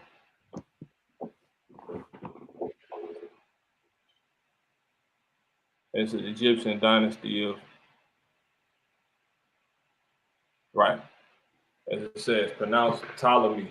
This was the name of one of Alexander the Great's generals and several Greco-Egyptian rulers, as well as the name of a famous Greek astronomer. So that's that. So it's basically war generals, aka rulers, right? But which basically you could say kind of translate the king, but it's more so that which we needed to be, because that hits the whole point. These motherfuckers was warriors. They was oppressors. Everything they got was through violence. So it makes more sense that way than a way that people could gainsay if it was, something else. So besides, a warrior. But anyway, it says right here in verse 18, First Maccabees 1, and made war against Ptolemy, king of Egypt. But Ptolemy was afraid of him and fled, and many were wounded to death. They got the strong cities in the land of Egypt, and he took the spoils thereof. So it tells you in history that so-called white people took over through Ptolemy, Egypt, through the Diadochi, right? Through the reign of the Diadochi, they took over, or by the reign of the Diadochi, they was able to take over Egypt because they was dividing King Alexander's pretty much the dominion, right? As it tells you that he pointed out to 4 people that grew up with him, other Edomites, right? But simply, it was taken. So he took over. One of those people went on, that came out of those people went on to take on, uh, um, see, if you say shit, you gotta goddamn, you gotta prove it. Especially when it comes to his, got no problem doing it. Like the Diadochi Kings, which I know Seleucus was one, Licinius, uh, Cassander. Okay, Ptolemy, yeah, he was one. Ptolemy, antagonist, Cassander, Seleucus, right? It was four of them, and those are the four. So just wanted to be sure. So yeah, so Ptolemy, he was one of the four. All right. And he ended up taking over Egypt. He got the spoils that was there, and that's when he pretty much got a hold of the Rosetta Stone that comes from Egypt. And then he was taken down by other Edomites, and they took it, and it just kept going.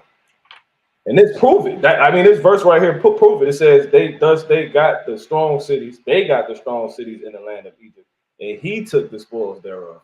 And that's fucking exactly what this say. Not that right here. What happened in 196 BC, which takes you back to the article. We ain't off the point. The Rosetta Stone dates back to 196 BC. And according to historians, the famous stone was acquired by Britain after they won a battle against France in the 1800s.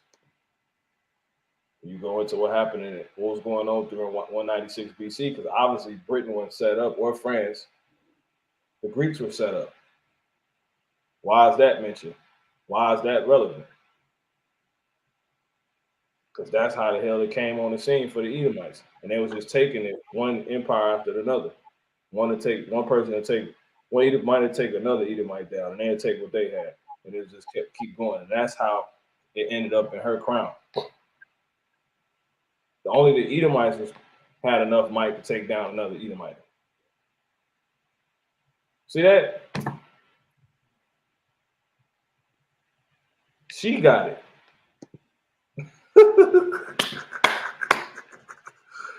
So this lady was, you see in the thumbnail, she holding good. She be waving. Hell no, man. That go back to the Psalms, the 58th chapter. The wicked be go astray as soon as they be born. Speaking lies. Everything that come out of Esau, man. You know, it don't matter if she a little girl, she was a little girl. No, she's of the wicked. And it's all coming out now. But you got it, brother. Let me see how many more. Okay, we got one last one. You brothers got something? I know it's turning into other stuff. Let me see if the brother on here. I forgot about the brother. Let me see. I didn't, but shit got real. See, he on here. Shit got real. All right, shalom. And shalom to the sister on here. All right. Salakia. We's all here anyway, so it don't matter. All right, you got it, brother. Oh, there you go. Salakia. Yeah, number 4 on the list. It says Elgin marbles. According to many media reports and archived history, in 1803, Lord Elgin allegedly removed the marbles from the Parthenons, the king walls in Greece, and transported them to London. This is also the reason those precious marbles are called Elgin marbles. Yeah, the Parthenon, I believe that's a famous, I might got that mistaken. It's a famous building in during the Roman Empire that was set up by one of the Roman generals. Okay, nah, they ain't it. But it's a building they had that sounds just like it. But it makes sense, right? They was the same fucking people and they spoke the same language. I forget what it's called. So that's a picture of it. So just proving that's another cut. This Greece. Who came after Greece? The Romans. So how the hell she get something from Greece? And how did the Greeks go down? Through the Romans taking them down. How did the Romans get everything they got? Through taking what the Greeks had. So how the hell she get something that her kingdom her empire wasn't even around for? Through the ones who took it from the Romans. Right? Who took over after the Romans, going into them 7 heads. Right? But anyway, man, that's it. You can't make it up. You can't make it up. All right. You got it, brother. It's lucky about that. Yeah, it says since 1925, Greece has been asking for its priceless possessions, but the marbles have remained in the British Museum. Yep. So there it is. So they hoarding stuff. They laying up, they heaping up treasures as you brought out in Job 27. Right? So pretty much now that's it on that. So they want all these nations want their shit back. Now that she did. And they now coming out of the woodworks like, yeah, she stole from us. They stole from us. You know? And we know through the history, through the scriptures, how they got everything. Through the spirit and power of Yahweh Shemel Shah, how they got everything. Goddamn computer, man. Now my shit wanna start. I'm gonna have to close some of these up. I got a lot of stuff. All right. If you brothers got scriptures, go ahead and let them fly. We're gonna go ahead and move forward. I really got a bunch of stuff. You know what I'm saying? Like we ain't probably gonna get through it too much more, but yeah, it's a lot, bro. It's a lot that, you know, this goddamn devil is responsible for. So as you see, man, the Indians, they want these things returned. All right? They stole all this. This is actually the hat right here. This is actually no, this is not the one. But see, they had a bunch of crowns, you know, that were custom made. This is the one obviously from India, but it's another one she got that's like a compilation. Like how Esau got that jacket that was made out of slave skin. Esau do that shit with everything he conquered. If he kill a bull, he cut his head off and put it on the wall. He kill a bear, he turn him into a rug. You know, he kill a cheetah. You know what I'm saying? There's always trophies with him.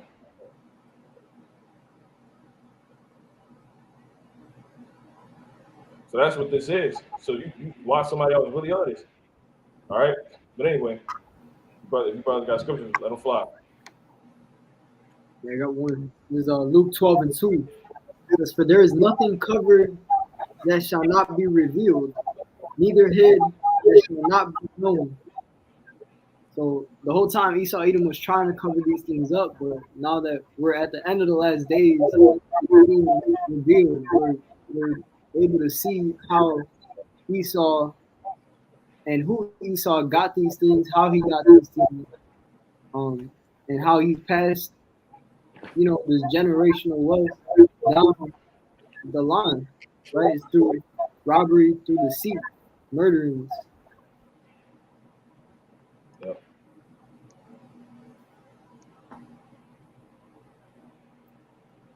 Yeah, that's it. You other brothers got scriptures, bring them out. Brothers ain't got nothing, we're gonna go ahead and move on. So this nigga was a colonizer to get brothers queued up, right? She was called a colonizer, right? The British were known for colonizing when she was queen of. So let's go into this dark ass goddamn woman. We ain't even been over here 2 hours. That's good. We covered a lot of ground. That's a spirit. Damn. Right? Look at this woman's eyes. Whoever ever thought that? Why do you think they was happy to put her up? Because people won't think a woman capable of, these things, these type of things. But it tell you right here, got a quick one. Right? This is Sirach 25 and verse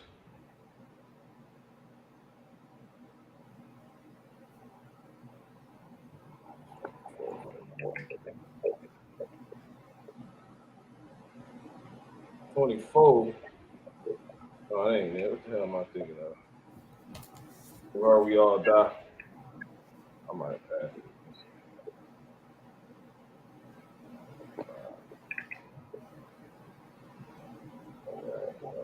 Yeah, kind of. Buzz got it.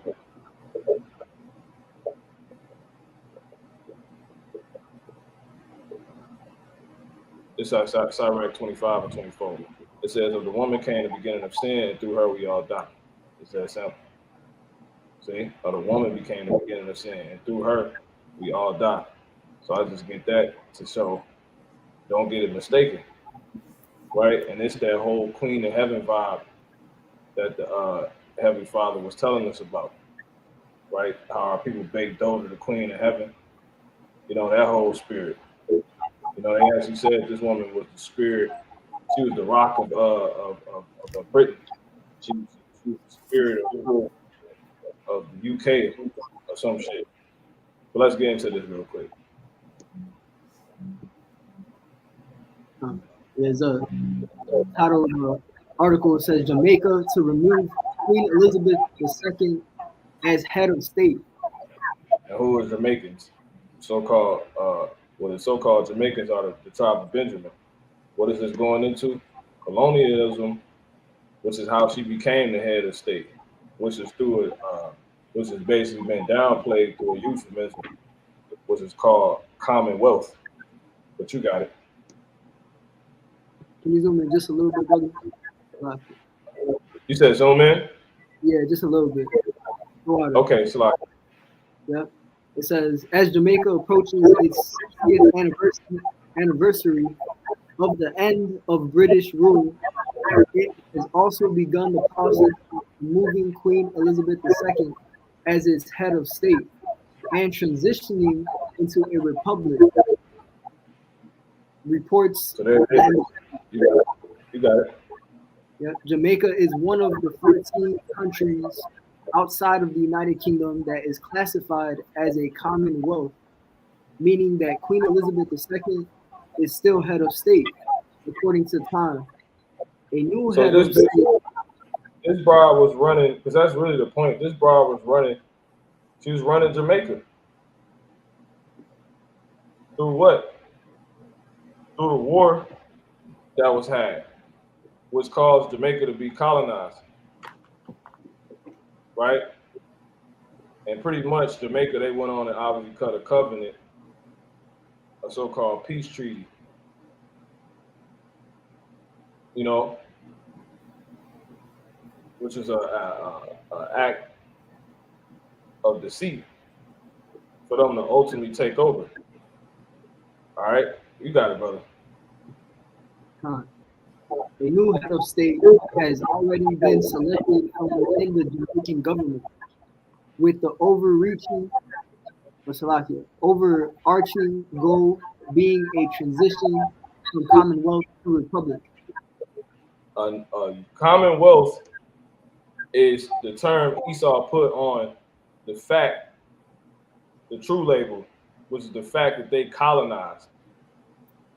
They colonized. They subjugated us, the tribes. So this bitch was running Jamaica as Queen of Britain. Because remember, the British, they pretty much took down both kingdoms. Because the British, Gad was taken down by the British cavalry. And then the British is who brought us into slavery, which is the Southern Kingdom going into Jamaica, the so-called Negroes. And Gad being of the Northern Kingdom. So pretty much they conquer both. colonized. So pretty much they colonized America before they brought us here, and then um, the places and but shit they colonized the Americas period. And then when they brought the Southern Kingdom here, they sent through the slave trade that the Middle Passage, the triangular trade. They sent some of us. Some of us was basically getting sent around in a triangle, right? Let's just pull that up real quick. And this bitch, she's responsible for this. And it's right in Jake's face, and Jake don't even see it, right? The triangular trade. Why is it called the triangular trade? They was rotating Jake ass around between North America, South America, and from West Africa. This is going into the Southern Kingdom. So this is how we ended up where? In the Caribbean islands, and some of us in the Americas, some of us still in West Africa, going into the Igbos and all that, right? Different so-called, I could say other people, but I don't want to misspeak, you know. But it's a lot of those African tribes who are actually Israelites, and they demonstrated through their actions. So this is a good image right here. The Caribbean islands, which Jamaica is a small island somewhere here, right? So-called West Indies, and we was brought in through the east, through Virginia, by who? The fucking British. See that? Remember it said she was running London, right? That's how. And they were able to do it because they had already conquered the Northern Kingdom that was here, which is the Southern Slovakia, the Latinos and Native American Indians. And they were not only in North America, they were in South America and on the islands. Some of the first slaves actually came to was it the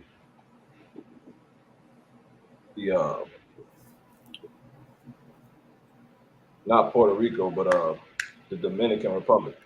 I want to say that is the island that Hispaniola, the water, which is today called what? It's Haiti and the Dominican. Right, so the Dominican Republic, but it's Haiti too, right? Because it's split. But people call it the what? The DR. Right. So that's how that happened.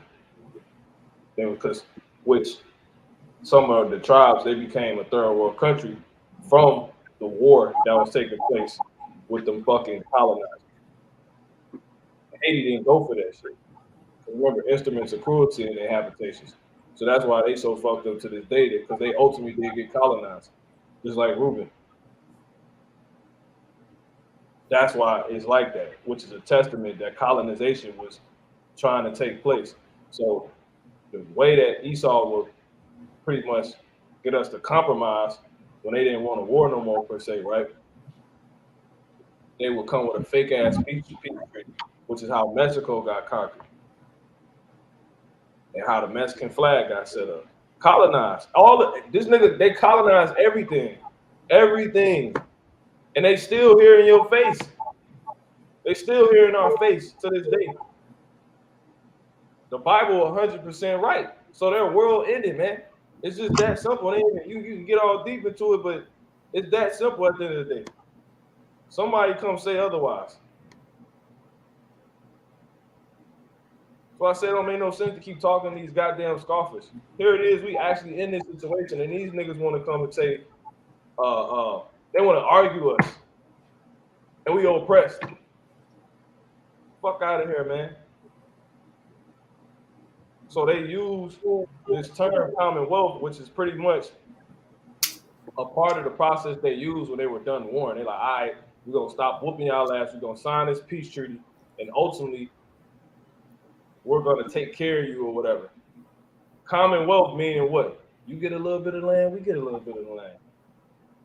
But in all reality, they colonized it.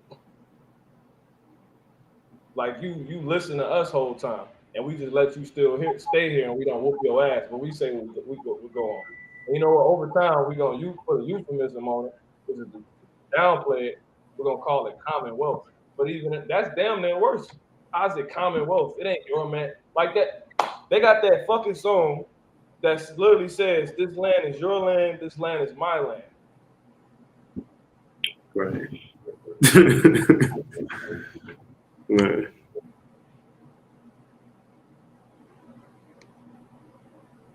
Gotta hate Esau, bro. Right. Y'all got it. You got it. Shit is crazy. It Unless says, y'all got it. Boy. You got it, brother. Because for decades, Jamaicans have been calling on the British government to issue an apology and reparations for the atrocities committed during the 300-year period it ruled over Jamaica. NPR right. See that? See that? It's all right here. Go ahead. Between 1655 and 1807, the UK sent When they nearly 1655 is post what? Us ruling in Europe. And they took over our positions. That's what happened, man. These niggas stole our identity, man. I'll tell you something real quick. Those that don't know, right? Watch this. Somebody hold First Maccabees 3 and 48.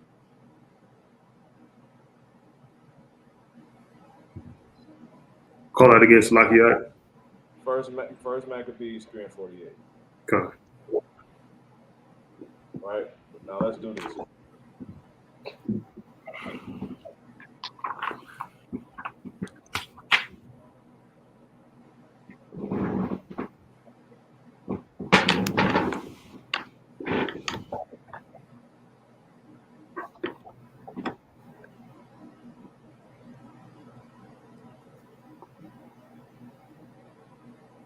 See this, right?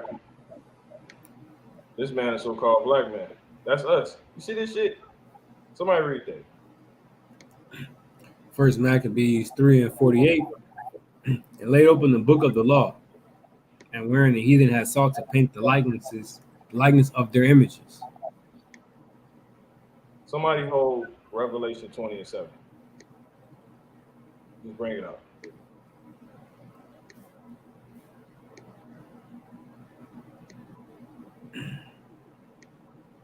Revelation 20 and 7, and when the 1,000 years are expired, What Satan 1,000? This is when we ruled Europe. When we was done ruling Europe, Europe is named after a so-called black woman, by the way. We ran Britain. We ran France. We ran Ireland. We ran all these things. This is facts. All the Tudors were so-called black people. The Scots were so-called black people. Queen Elizabeth was actually the daughter of Henry Tudor. Who was Henry Tudor?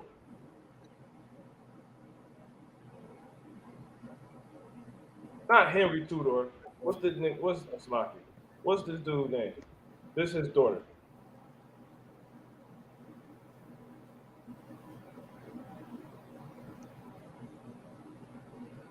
Which Tudor? I forget his name. This one. This one. Yeah, that's it, Henry. So it's a bunch of Henrys, right? So Henry Tudor. He looked like Uncle Phil. They just made him look like an Edomite. This is a new image. I think I did a lesson on this before. But when you go into the older images of Henry Tudor, now look, that's Henry Tudor, right? These are the Tudors. They were so-called black people. They were stewards. All the stewards are so-called black people. Who was Henry Tudor's daughter, which was King James's cousin?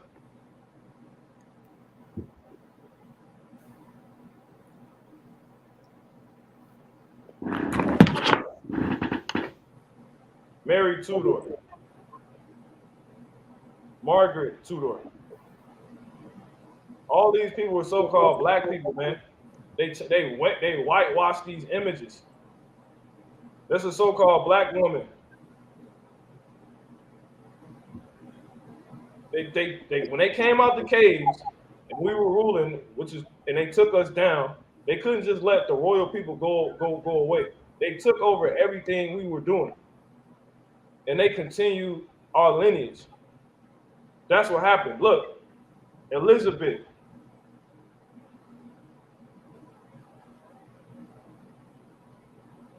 And up to a certain point, it became so-called white people. They took over our titles. They took over all these different things.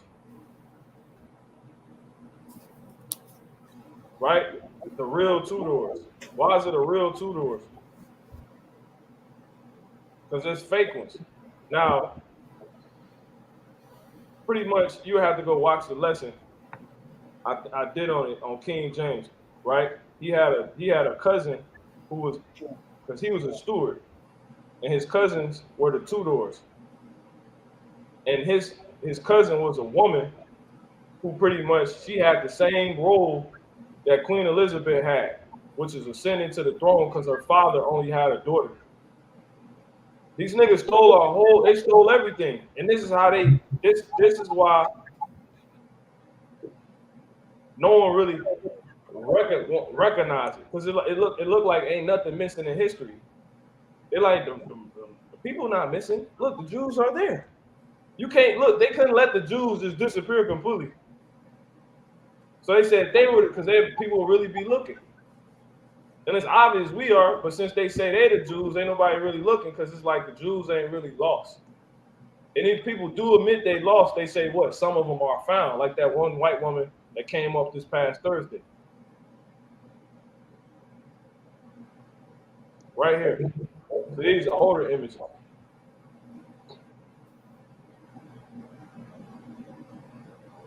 This is not Esau, man. This is during the reign when we ruled, which is during what? The medieval times, aka what? The Dark Ages. During what? That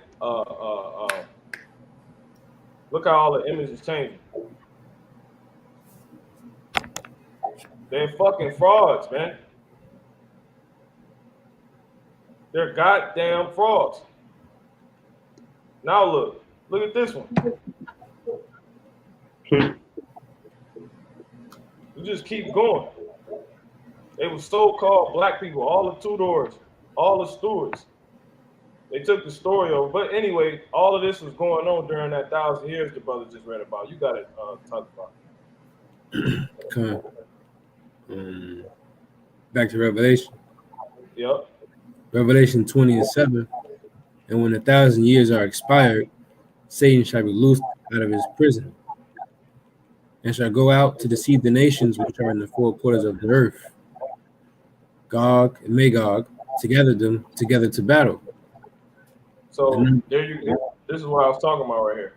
The first Queen Elizabeth was a so-called black woman, and she was a Tudor. She was a daughter of King Henry VII, I want to say, right? And her cousin, and she became queen because he died, and he only had a daughter. But then her cousin, who was a baby at the time, he wasn't born yet, which is King James, which is this man. He was able to take over. That's pretty much how it happened. And that's why he became a king over all these places, because we were actually the Israelites. So we know can't no woman rule. But it wasn't anybody of the line to continue it. Just how you have an instance actually in the scriptures when a woman actually took over because the baby was too young. I forget what baby it was. But he became the youngest king at 7. But it was only for the sake, because it wasn't no one else. So go figure. There's another Queen Elizabeth, but she ain't. This shit is crazy. This shit is crazy. They really did this. This is what the scriptures talk about. They mimicking. This the crown we talking about right here. This the crown she has on. She has it on. All these stolen from all these stolen countries, pillaged it, etc. This is Esau, man. Did you finish that, brother? All right. No, I ain't finished the whole thing. Okay, you got it. Revelation 20:8. And shall go out to deceive the nations which are in the four quarters of the earth, Gog and Magog, to gather them together to battle, the number of whom is as the sand of the sea. So they deceived. The devil deceived everybody, but getting everybody to think he was okay. He wasn't leprous. They're the Israelites. They're the royalty. You know. Wickedness is actually righteousness. You know. You know what I'm saying? God, he's a so-called white man. That's what they did. You're not gonna let no cave beasts over you. They couldn't keep that. That stigma. So when they was able to take us down, they just took our identity. Was it the smartest thing you could do? So the first Queen Elizabeth was a so-called black woman. She was the daughter of Henry Tudor, who are also called black people. This Queen Elizabeth that just passed is the second Queen Elizabeth. As you keep going back, look how the images change. See that? This is Queen Elizabeth I over the original Grand Britain.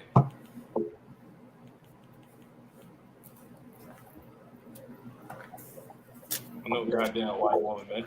So-called white woman. All right. Anyway, I said it's not a history class. But anyway, was there anything else we was just holding that we didn't bring up?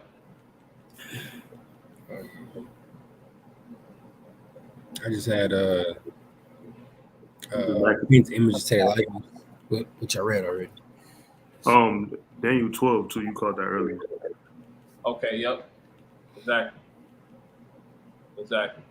We're gonna close out on probably that. All right. So these niggas is, matter of fact, go ahead and bring it out now. You got it out. Yeah, kind of start at the top.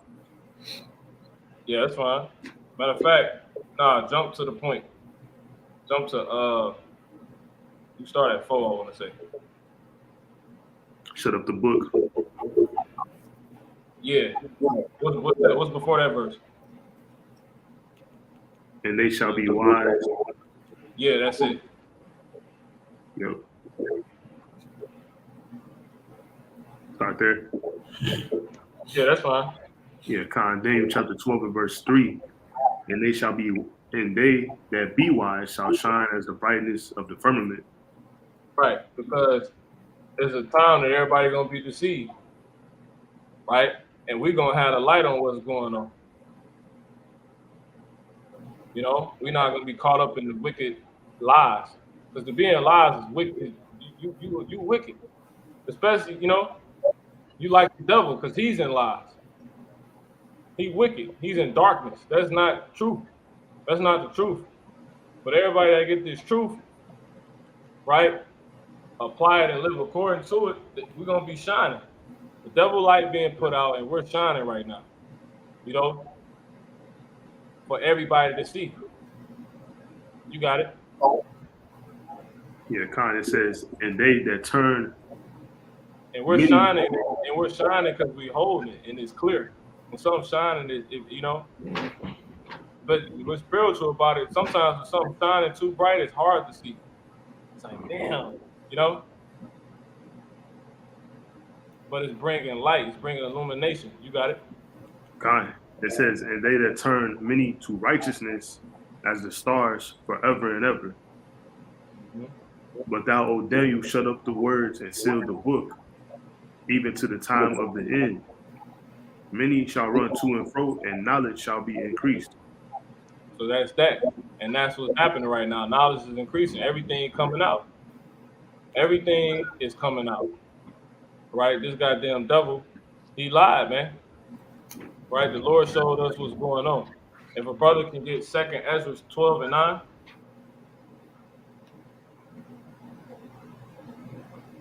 Bring it out. 2nd Ezra 12 and 9 says, For thou hast judged me worthy to show me the last times. And he said 12, and yeah, kind. Verse 10, and he said unto me, this is the interpretation of the vision. That's it. The point of 9, just read 9. Matter of fact, you can actually start at 8. Point of 9. 2 Ezra 12 and 8. Come from me then, and shew me thy servant the interpretation and plain difference of this fearful vision, that thou mayest perfectly comfort my soul. So when you know what's going on, we need to know what's going on so we can be comforted. This is why the Lord said He's going to send us the comfort, which is going to lead us into it's going to lead us to all truth and show us things to come. Show us who we are, what's about to happen to these devils. It's going to be clear, right? But you got it. For thou hast judged me worthy to shew me the last times. Right. So the Lord, He has judged us worthy to shoot us these last times. That was how it's going to end. That's what all this is going into. At the end, the devil going to be loose, but then he going to be revealed. And then Yahushua going to come back. You know, we're going to all of that. We're going to be shining. This is going to get clearer and clearer. At the end, the vision going to speak and not lie. All of that.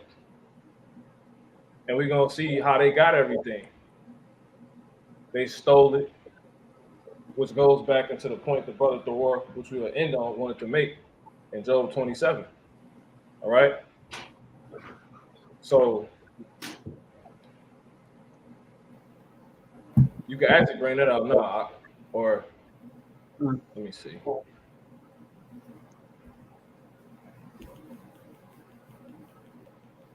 Matter of fact, let's finish reading this, and then we bring it up. Okay. It says, between 1655 and 1807, the UK sent nearly 1 million slaves to Jamaica, resulting in a Right. slave population. Which is through the devil coming out that cave after we were ruling for 1,000 years and we fell, which is ordained by the Heavenly Father, and they will take our identity, keep us down, and hide us, right? And keep the fact that the Israelites are actually missing, as the scriptures say, not because they physically off the earth, but because their identity isn't known and they don't know their identity for a time period. But in all actuality, which was due, but people want to see that, right? Which is due to people claiming, Esau claiming, and one that came out the cave to do that, to deceive everybody, right? Through him, it's through them deceiving everybody as if they were still here. That's why they came with the Jewish thing, you know? Levy, talking about they levy. Y'all not shit. Y'all not Yehuda. Y'all not none of that. You're not Jews.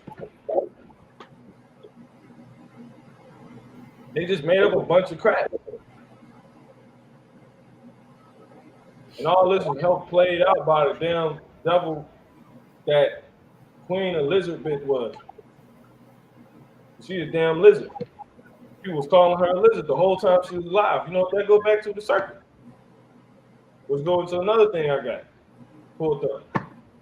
You know, just bring that out real quick. But in the process of them coming up, they put us in chains, changed our identities, and said they was us. So where people wouldn't be looking for us, people wouldn't think nothing fishy. Because if they're the sovereign, they can rule now. And if they got everybody thinking the sovereign are somebody else, and not only that, but the sovereign themselves, that they're someone else, they're not sovereign, they can rule. But that shit was only written to be for a certain occasion, certain time. He had bounds he couldn't pass. He wasn't gonna be able to erase all traces of us. He wasn't. That's why the Russian icons were still there, because there's certain parts that they weren't was it Western Europe they wasn't able to get rid of, or it might be Eastern. No, it's Eastern Europe, because Russia is East. They weren't able to get that. In fact, which is another clue that helps show who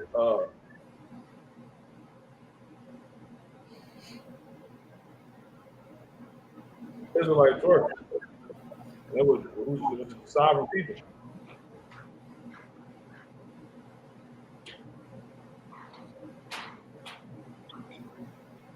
Yeah, right. East. They weren't able to. When they did the rebirth, the Renaissance, they destroyed all the images that they could, but they couldn't get the ones that were East, which is where these Russian icons came from. Which is why you got Vladimir Putin as called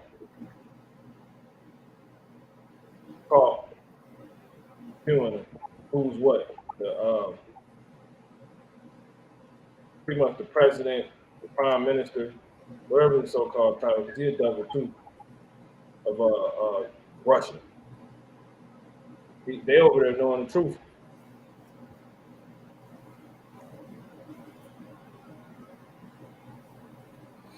See that? This the sovereign people. These the Jews. And then nigga know he pushing the so-called Black Madonna. This is why these images up, because Esau, the ones that was on this venture of destroying us and taking our identity, they weren't able to get to this part of the world. Because he had bounds he couldn't pass. So this is another clue the Lord would allow to come out so knowledge could be increased. That's why I said my people are destroyed for lack of knowledge. And who made us lack of knowledge? The damn devil. You know? But that's simple. Everybody should know that and understand it. That's that simple. Angels, so-called black people, all of them. All right? So who the hell are these people?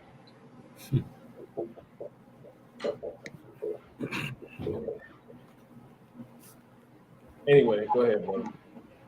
It says between 1655 and 1807, the UK sent nearly 1 million slaves to Jamaica, resulting in a slave population of roughly 300,000 due to high mortality rate, says The Guardian. The government paid reparations only once in 1834, but the money went directly to slaveholders as compensation for the loss of slaves, rather than to the former slaves themselves. Prince William and King Tate, Princess Kate, were met with protests on their recent royal tour. The official purpose of the tour was to celebrate the 70th anniversary of his reign. There is some speculation. Now what queen is this? Let's talk about Queen Elizabeth. You know, Queen Elizabeth. You got it.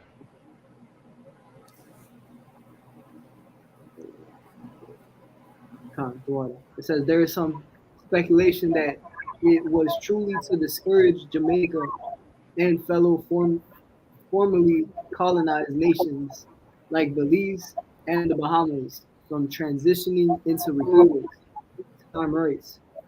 Prior to the royals' visit, over 100 influential Jamaican leaders signed an open letter calling upon the British monarchy for an official apology and reparations. The closest Prince William came to such an apology was in his address to Jamaican Prime Minister Andrew Holness, in which he expressed profound sorrow for the actions of his ancestors. Do you think that he meant that shit? Hell. And who was Prince William? Let's pull Prince William up. Who the hell Prince William? He's the eldest son of the nigga that just took no, I don't want to say that. Pretty much, this is the point. This was important. He's the grandson of Queen Elizabeth II, not the first, because they're not even related.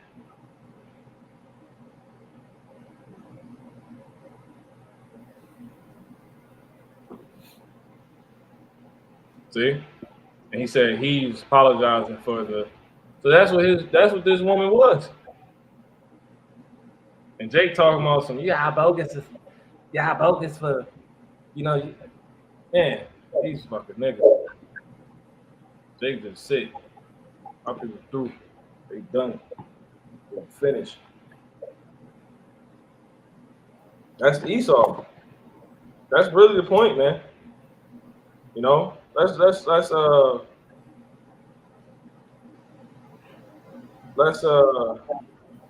read this and we gonna end. We probably end there. They argue because he never took any kind of responsibility for the pain and suffering his ancestors caused. Another grievance expressed by protesters is the fact that the royal family still benefits from the profits they made during the colonial period. As the Guardian writes, the British government made a large profit. The royal family got benefit. They got all the stuff they had from this. Everything. As we read.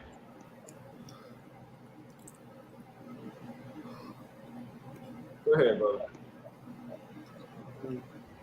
The British government made a large profit off sugar and rum taxes from Jamaica due to slavery, and a portion of the royal family's wealth comes from the profits made during that period. While the process of removing the Queen as head of state has already begun, the road to becoming a republic is still long, and the transition for Jamaica will not be easy. Yeah, so that's the point. All right. So everything she got factually, right, came from this is all this, everything they got. Everything. Ain't even no some. What they call commonwealth, colonizing. The new school term for colonizing. This land is your land. They literally made a fucking song of this shit. It's my land. From California to the New York Island. Let's get this song. Let's get this song real quick. All right. A nigga named Woody Hooker. All right, who wanna spit this shit? Spit this shit.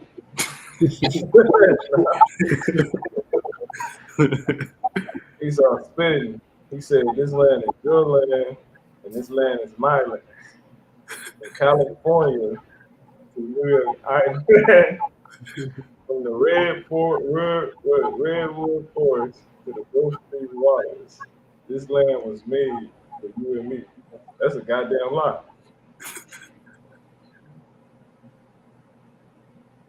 See that? Look, what you say? I rubbed it, rebel. That going to that damn song, that damn Johnny Cash song. Brothers that saying that, you know, I threw that shit on the little intro thing. Mm-hmm. Said, how that shit go? I've been to everywhere. He's telling you everywhere he's been. Fucking came, man. You know? But anyway, so this is a goddamn lie, man. You know, this is a song about colonialism, aka Commonwealth. All right. So, you brothers have anything else? Nah. All right. Well, let's just do this then. She's gotta come out. Right? All right, let's do this. So right now, just to show you that this is relevant, think, well, this what we gonna do with prophecy. It's got everything to do with prophecy, which we're gonna close out in that Job 27. All right, we got everything in the world to do with prophecy. This is the history to understand the mystery. Why did the Lord kill Queen Elizabeth at the end of the world? So right now they actually are escorting her. Her capacity has been seen for the second time since they got the shit. I ain't putting no respect on it. right? It says Queen Elizabeth's coffin seen for the first time as it travels from Balmoral Castle to Edinburgh. And that was today, right? There it is, right here. Her ass on the way back to slavery. She up there right now. You know, Lord, she know that they fucked up completely. And her other ass husband up there. Right? He gonna bring his ugly ass back. He might get through off a mountain. First day. 3-4 generations later. Yeah. That's the spirit. Get that horse. Yeah, all right. Oh man. You call that? Let me see. That's Revelation 6. Right, that white horse. You know?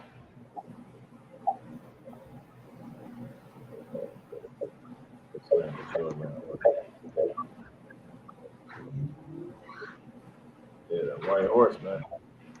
Yeah, the white horse definitely coming for y'all. He gonna come conquer. You know, Revelation 6:1. And I saw the Lamb open one of the seals, and I heard as it was a noise of thunder, as it was the noise of thunder, one of the four beasts saying, "Come and see." And I saw, and behold, a white horse, and he sat upon, that sat on him, had a name, and a crown was given unto him, and he went forth conquering and to conquer, right? Which goes into Revelation the 19th chapter, how he wore many crowns, right, for conquering all these goddamn places that Esau has conquered, right? This is Revelation 19 and verse 11. The coming of a Mashiach, and I saw heaven open, and behold, a white horse. And he that sat upon him was called faithful and true, and in righteousness he do judge and make war. See, it's a difference. He don't murder, right? He's gonna come recompense. Since they didn't love blood, they didn't like the shedding of blood. You know, blood is about to pursue them. When you read that in the NLT, it actually tell you a fucking bloodbath is on the way to these people. You know what I'm saying? Somebody can actually hold that in Ezekiel. It says his eyes were as a flame of fire, and on his head were many crowns. Why? Because when you go to Psalms 110, it tell you what. Psalms 110, and I started at verse 1. Yahweh said unto my Lord, Yahweh Shai, sit thou at my right hand until I make thy enemies thy footstool. And who was his enemies? Idumeans, Edomites. That's who murdered him. So-called white people, Romans.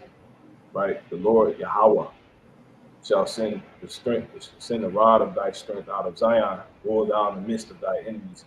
Right? Thy people shall be willing in the day of thy power. Right? Niggas gonna lead supporting this pride. And Yahweh shall come with his power. He come with his glory. He come with his vehicles. Jake gonna bandwagon. Jake gonna try to hop wagons. Anyway, it says, in the beauties of holiness from the womb of the morning, thou hast the dew of thy youth. Right. It says, Yahweh has sworn that thou repent. Thou art a priest forever after the order of Melchizedek. Why? Meaning, because Melchizedek didn't die. And meaning Yahweh Shai, he gonna stay priest forever because he ain't gonna die like Melchizedek. So he gonna come back with immortality. And it says, he can't be killed, murdered again, ever. They ain't gonna be able to do nothing with him. The Lord at thy right hand shall strike through kings in the day of his wrath. So there it is. He's gonna strike through. He coming to take down all these kings. He's gonna come and take down the whole beast system. Everywhere Esau done set himself up as a king, as you know, he coming to take that crown. You know, that nigga Ludacris has that song. He coming for the #1 spot. That's how Yahweh Shai coming back. It says, he shall judge among the people. He shall fill the places with dead bodies. He shall wound the heads over many countries.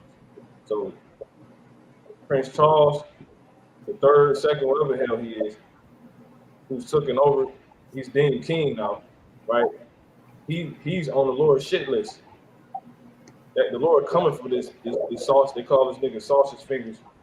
You know, seeing brothers was talking about that. What's that nigga's name? King Charles,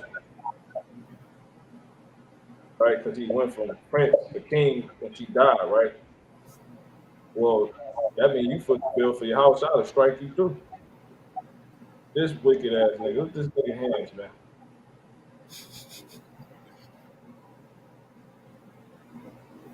Look at this.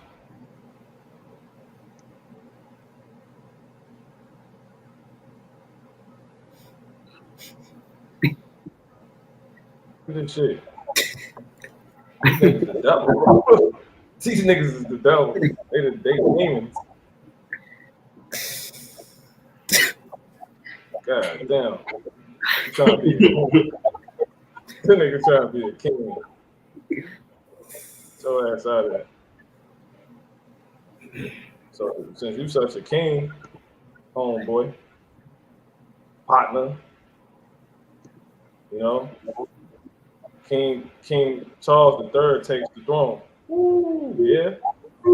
So the Lord Yahweh Shai shall strike through kings in the day of his wrath.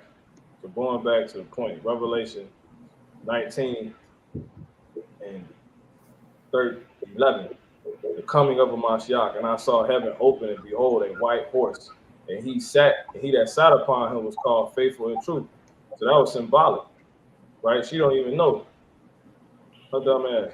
She didn't know. It says, and he that sat upon him was called Faithful and True, and in righteousness he do judge and make war. His eyes were as a flame of fire, all that vengeance, and on his head were many crowns. This is post him coming to kill niggas like him. He gonna take down every Edomite in rulership. That's why the Lord, he say this for last. He wants you to know kings, his people still claiming to be kings. It's devils, so-called white people still claiming this king title. So you can clearly see that his word is true. Right at the end of the world. This is the biggest thing one of the biggest things people talking about right now. It ain't that, it's deep, but it ain't really that deep. It's just another part of the process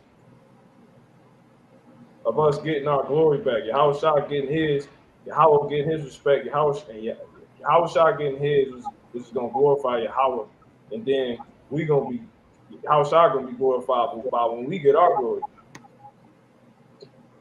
Because look, when you go to 2nd Ezra, the 2nd chapter, it say he gonna have all these crowns.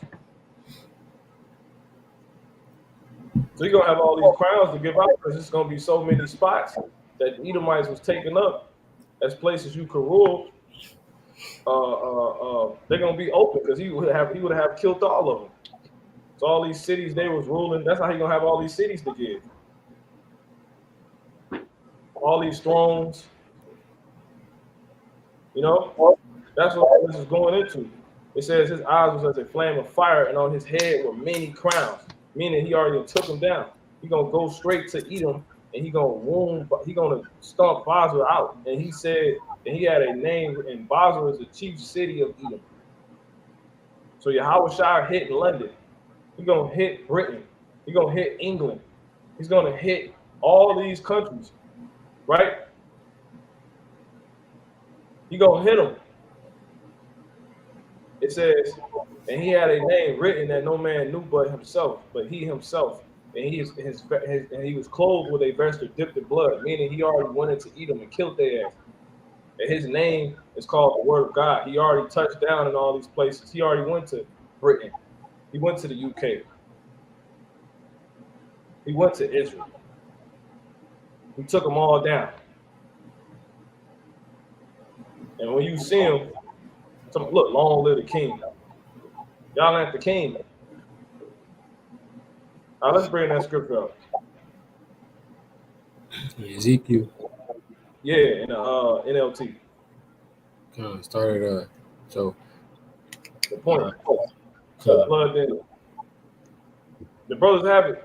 Yeah, I got it. Go ahead. What verse is that? No, the brother can read it. What verse is it? 5. 9 and 5, right? Yeah, just straight to the point.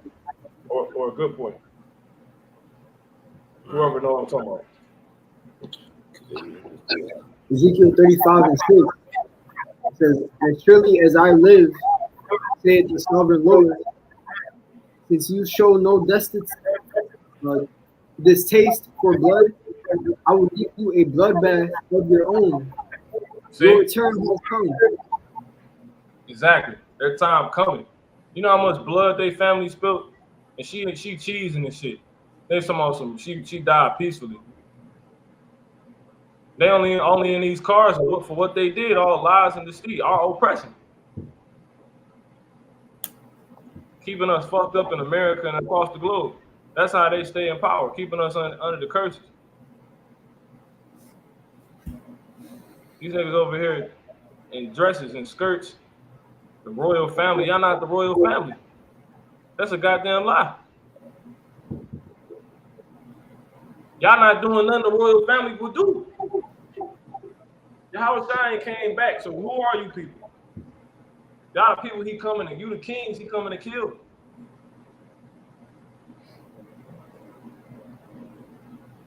Y'all the fucking servants that's on horses right now.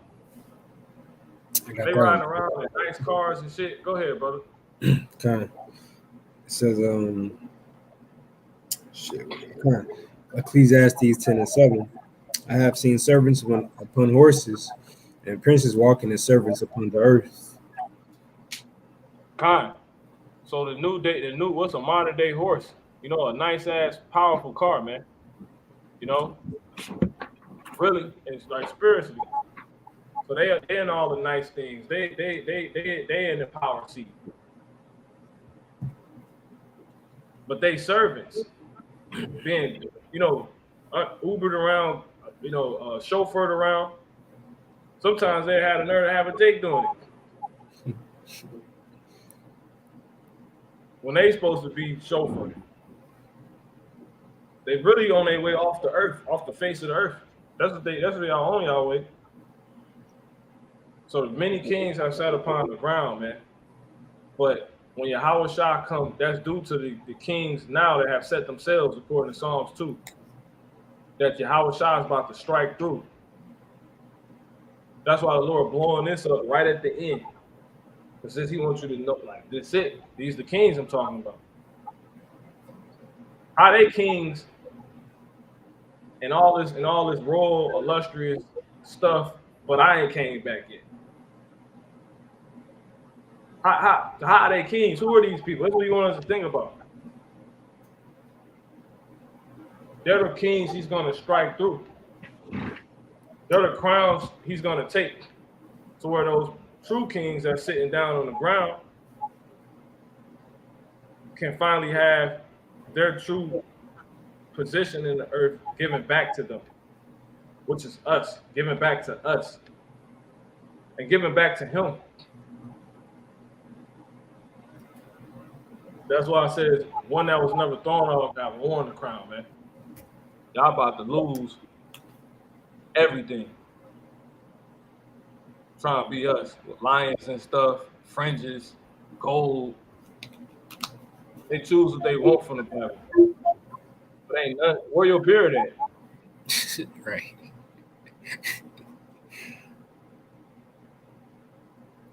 Nigga got a scepter. Why is this woman on the throne?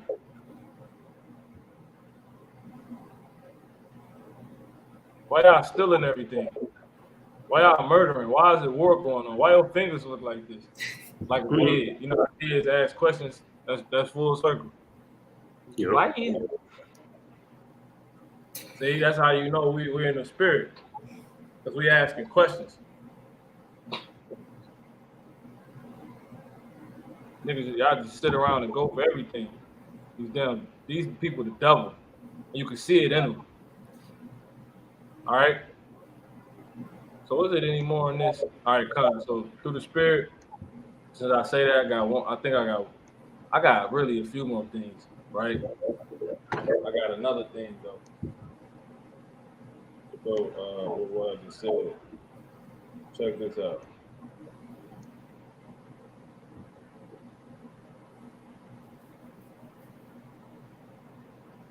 It's all true. Somebody hold Revelation 12 and verse 12. And somebody hold Genesis 3 and 1. Oh, God. We're going to go ahead and close it out after these. All right. People going to know, man. The Lord said, how's the hidden things that Esau exposed? Searched out. What you say, brother? I said searched out. Yeah, sir. Stop. Salaki. The brothers being diligent. Lord put the spirit on brothers. You know, he bringing brothers back to their estates. And the church is being formed to where this ministry, which has a department of exposing Esau, is manifesting. You know, this is one of the biggest parts of the ministry, the service. Right? We serve y'all as the truth. To serve you light for darkness. All right? So check this out. So when you look at this woman, she really, they always say she was like a lizard, right? But the Bible, right? Somebody get the definition of lizard. The Bible talk about reptiles. All right? Let's read that real quick. There's a definition of Please get Genesis 3 and 1. Okay. Genesis 3 and 1. Now the serpent was more subtle than any beast of the field which the Lord God had made. It says, now the serpent was more subtle than any beast of the field. So the serpent. Wait a minute. The Bible talking about snakes, reptiles. Because what is a serpent? Right? Let's get that word serpent into Google. Because it's going to tell you something different in the Hebrew. It's going to tell you what it actually is. But let's get that.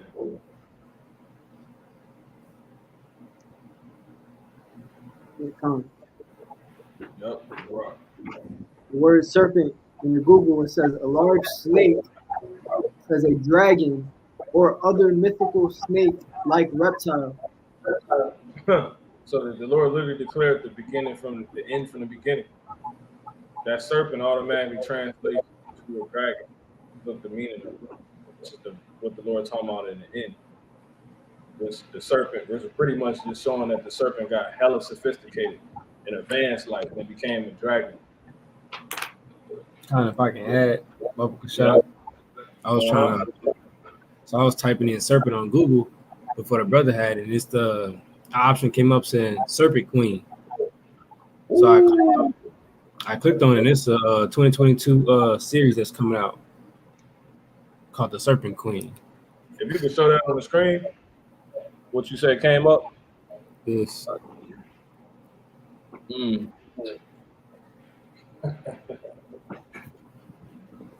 Yeah, boy.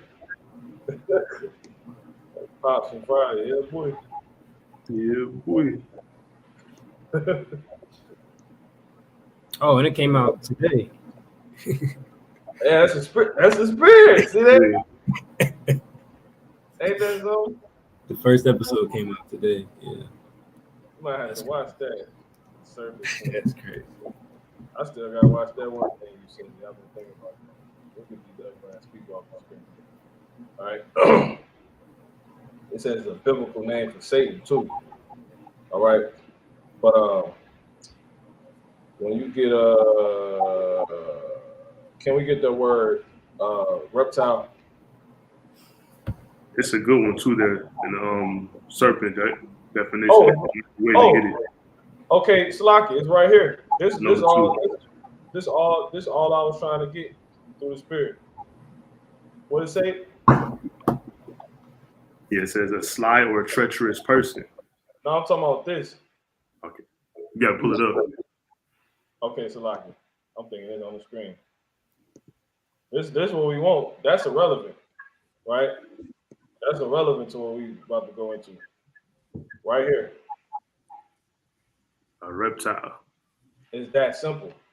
So the Bible talking about reptiles. Now, the brothers got the definition for reptile. In the Google. Yeah, kind of. Let me see. They got, it says the first one describes an animal, a vertebrate animal of a class that includes snakes, lizards, crocodiles, turtles, and tortoises. So a serpent is what again? When you get the first definition? A vertebrate animal of a class that includes snakes, lizards. No, a serpent. A serpent is what again? It's on the screen. Oh, slop. I was on my phone. It says a large snake. It's that simple.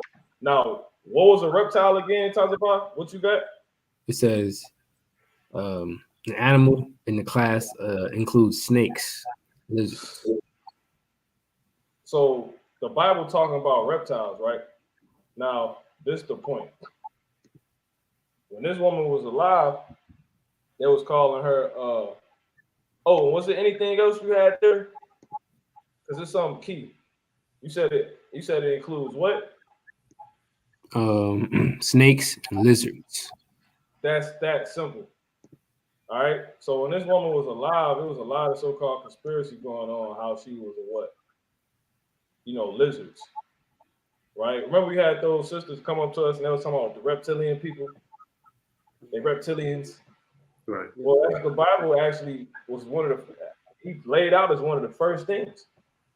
And they reptilian not because they're actually reptiles, but just due to their nature, right? Due to how they think. And sometimes that can actually be seen on a person.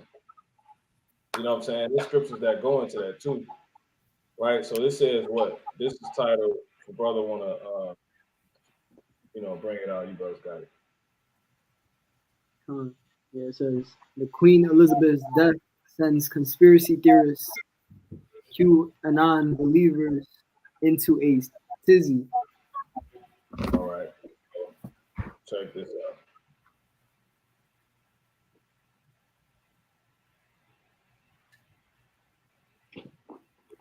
All right, you got it. Conspiracy theorists are also following the story with great interest. Most aren't particularly concerned about the Queen's well-being. However, they're floating a number of theories about what's really going on and coming up with truly wild speculation. Salaki. You can finish, brother. Salaki. That was it on the paragraph. Okay, Salaki. Somebody get Isaiah 32. They shall be ready to speak plainly. I think that's Isaiah 32. I'm gonna say that is. Right? Because they want to act like everybody crazy and shit now. But the Lord said at the end, knowledge is gonna be increased. And people was gonna speak plainly, man. You got it, brother. Isaiah 32:4. The heart also of the rash shall understand knowledge. Actually start at 3. Verse 3. Mm-hmm. In the eyes of them that see, it's like in the eyes of them that see shall not be dim. And the Lord said everybody, basically indirectly said everybody don't got eyes to see, right? I mean, he did say that ultimately. He said that, because he said, blessed are your eyes, in the instance of him saying, blessed are your eyes, so they see, right? And then he always says, he that had ears to hear, let him hear, obviously even with eyes as well. So everybody don't have eyes. So this is talking about those that he said this to when he came, like, blessed are your eyes, so they see. So the ones that truly can see, the awakened Israelites, this is going into us. And we can see because it was given to us to see, right? We're a complete candle and we help others see as well. All right. And that starts off with the prophets. Matter of fact, since that said, if a brother can go to Second Ezra's,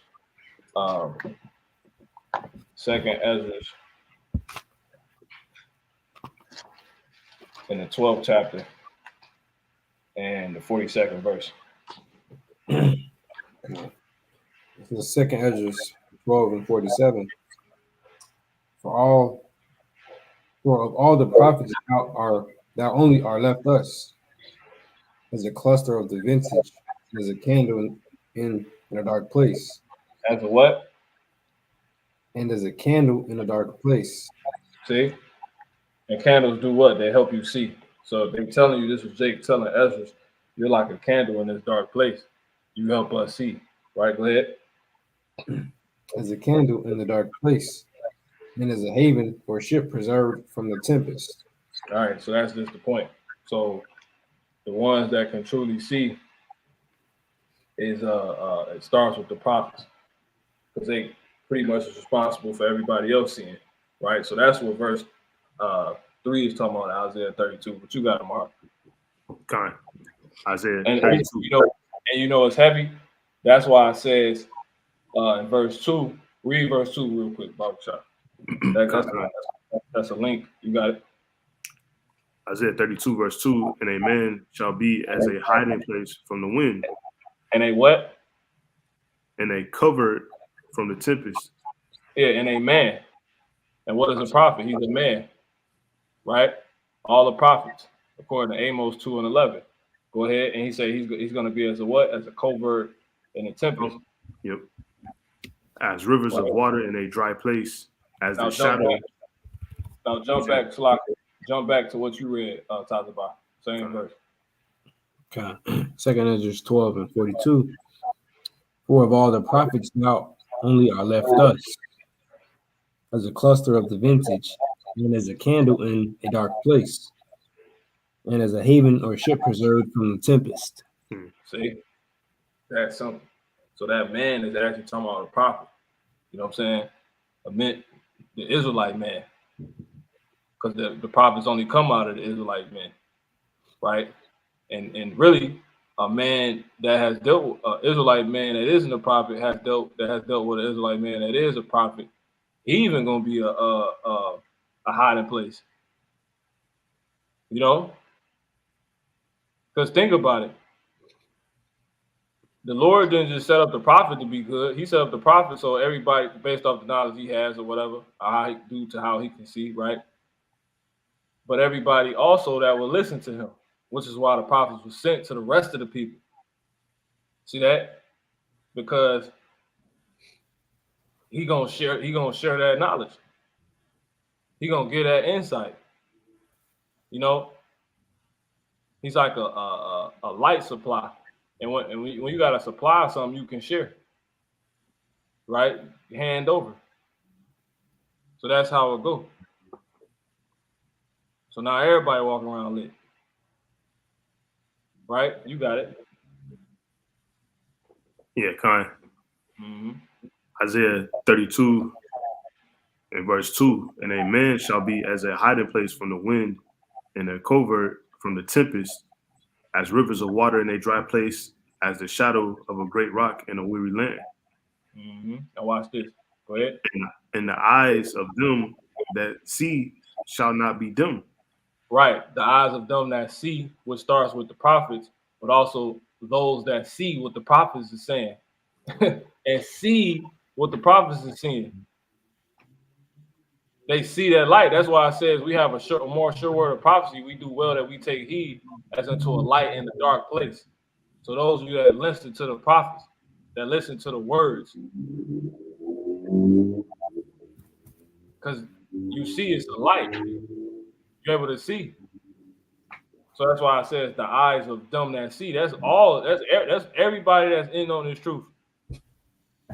Ultimately, of our people. Go ahead. Yep. And the ears of them that hear shall hearken. Now that's the point. The heart also of the rash shall understand knowledge. That's why the dude came up yesterday talking to you. He was talking about the Bob Marley thing. You know, that's these other people, right? Go. And you say you about to grab something? Keep reading. No, you can keep reading. Yep. It says, and the tongue of the stammerers shall be ready to speak plainly. This is gonna be clear, right? So they try to call these people what? Conspiracy theorists, right?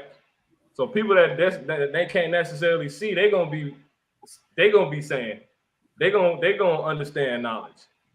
You know what I'm saying? They can clearly see. When you go into the word rash, you say the foolish. The synonyms is the foolish, the thoughtless. So the heart of the minds of the thoughtless they're gonna understand knowledge. So you had everybody and etc. You had everybody named mama calling this woman a goddamn lizard when she was alive, man. Why? Because the prophecy. The heart of the rash shall understand knowledge. The foolish, the thoughtless, simple people. Everybody see. And the tongue of the stammerer shall be ready to speak plainly. They're gonna be talking about, and then ultimately everybody gonna start talking about the scriptures when it's all said and done, because people gonna see like, damn, it really came down to the scriptures. But right now it's a bunch of theories and stuff, but people thinking nonetheless, and what they saying low key, right? You got it, brother, Thor. Unless brothers had something. We're gonna close out. You got it. It says conspiracy theorists. Salaki, I have to look it up here. It says among the more popular theories is that the queen is already dead and has been so for years. Yeah, so the point is they talking about these conspiracy theories, right? They bugged out and etc. You got it. QAnon followers hypothesize that the fictitious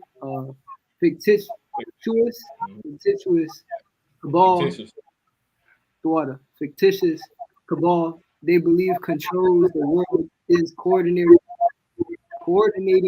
news of her death to distract people from a power grab, seize control of the banking system, and various other nefarious actions. Right. So this would be a week-long diversion of the news cycle, said one. So people can clearly see it's an agenda to distract regular people, bugged out people that's in gematria, numerology, all of this stuff that's going off the deep end, but they still getting stuff right. They still thinking that's prophecy because we're in the end. Now, they was talking about the numbers of her dates when she died, all that type of stuff, right? But let's read this and then we're gonna hit play on this video. The lizard emoji in the conspiracy theory response is a nod to one of the strangest, yet most perversive theories of all, that Queen Elizabeth is actually a reptilian humanoid. It's strange though, right? Wasn't Paul said he was strange? He came with some strange doctrine because he preached Yahweh on the cross. Well, that's why people think this strange, because this outlook is actually a spiritual truth of the Bible, of something that the Lord put on earth. It's a serpent, a reptilian type people. You know? I want to say that's Acts in the 17th chapter. They thought Paul was tripping. He was preaching this Bible. He was preaching Yahweh, which is the word. And Yahweh coming in the volume of the book. Right? Matter of fact, I believe it's the 7th chapter. Stole it. Acts 17:20. Yeah, Con. These goddamn thing times like you don't know what the hell I'm talking about. They do that shit all the time. I'm sure I'm probably a word or a letter off or something.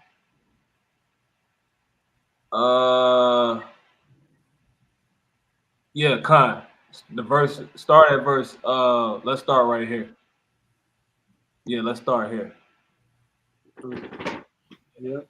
Acts 17 and 18. Then certain philosophers of the Epicureans and of the Stoics Yeah, encountered him. And right. some said, "What will this babbler say?" Come on. Others some, "He seemeth to be a setter forth of strange gods, because Right. he," Yeah. yeah, it says, "because he preached unto them Yahushua and the resurrection." Right. So he preached Yahushua, and you got to preach Yahushua in his totality. Everything he believed, the truths he taught, the secrets, all of that, the mysteries. And one of those things is what? There's a serpent people. Yahushua said he come in a volume of the book. What did we read in Genesis 3:1? Right? Bring it back out. Yeah, Khan. Genesis 3:1 says, "Now the serpent was more subtle than any beast of the field." That's in Yahushua. Yahushua teaches that. Let's get Revelation 12:12.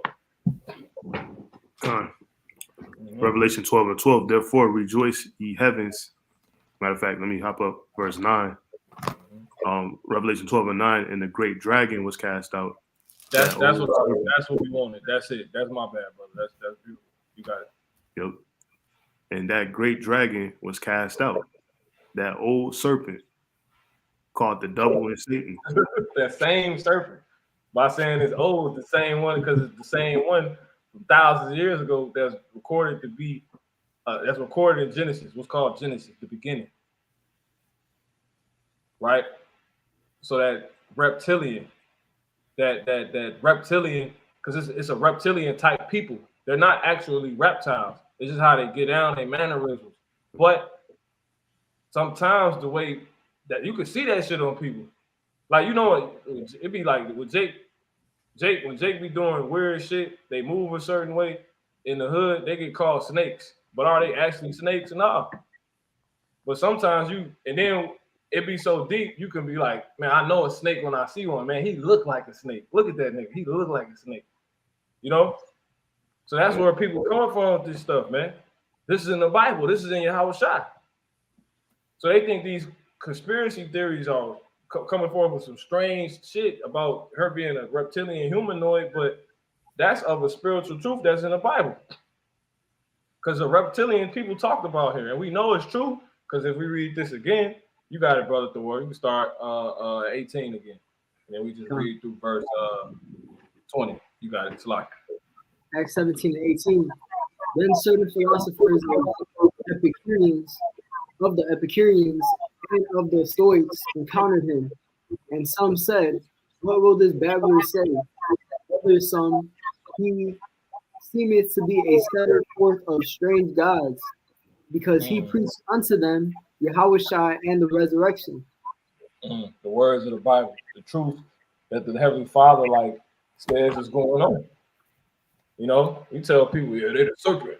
People look at us like we crazy. It's also a reptile, and that's the same thing. A serpent is a reptile, and the serpent, aka reptiles, are these Edomites. But you got it. Acts 17-19. And they took him and brought him unto Areopagus, saying, "May we know what this new doctrine whereof thou speakest is? For thou bringest certain strange things to our ears." Wow. Go ahead. "We would know, therefore, what these things mean." So if you bring anything of God's truth, aka the Bible, to people's ears, it's going to be deemed strange. So ironically, they're calling this conspiracy theories that's said by these Q&A, Quanon, however the hell you pronounce it, followers, to be strange. And remember, everything really that's going on is according to the scriptures. So it's either a lie of the scriptures, and it's something that's supposed to be going on because everything is going according to the scriptures, or it's some truth according to the scriptures because it's in the scriptures. It's one or the other. So they say this is strange. because they calling Queen Elizabeth a reptilian humanoid, which would be what? Another label for a serpent.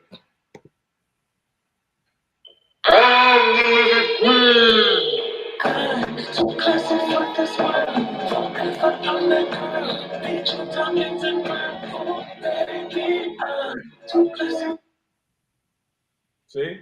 And Esau even know this. It's in the Hollywood shows.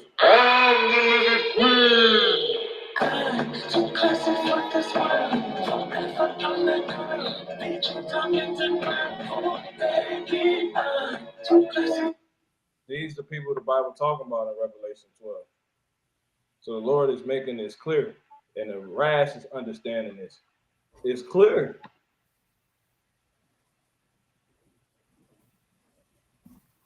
These were the serpent people. It oozes. There's so much of it that is oozing out of them.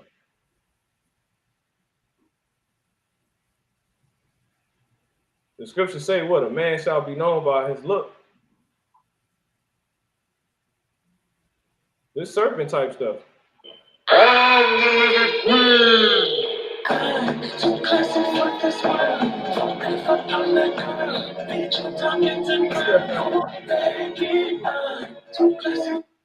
You got a damn serpent eye.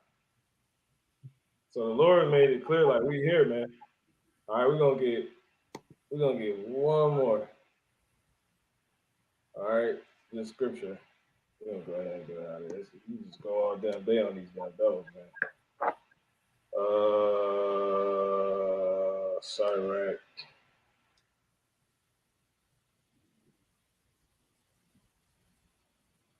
Woo.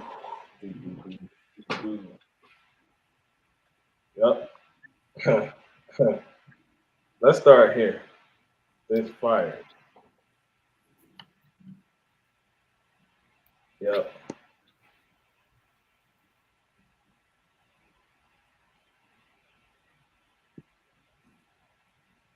There's a wicked man that hangeth down his head, Sirach 19:26. Sadly, but inwardly he is full of deceit. Casting down his countenance. How do you cast down your countenance? Let's read that. You know what? Let me see something real quick.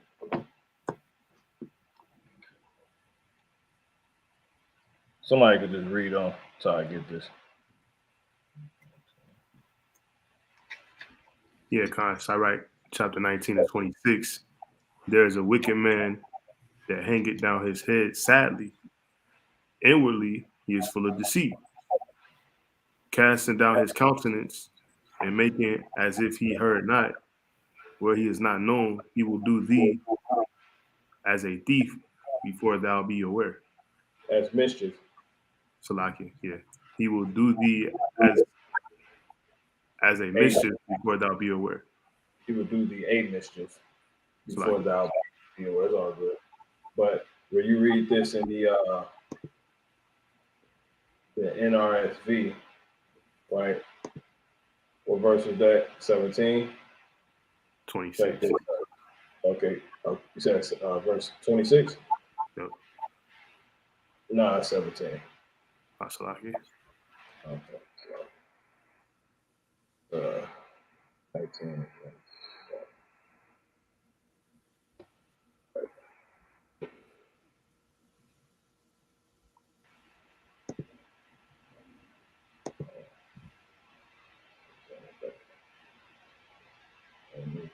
Back.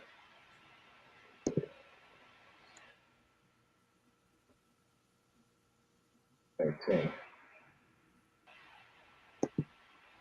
All right.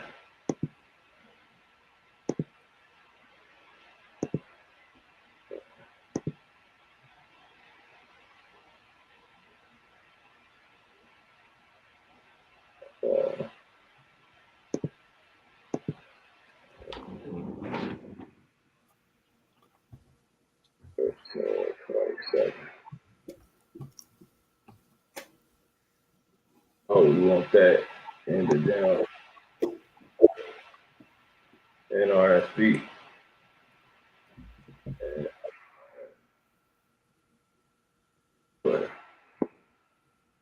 Boom.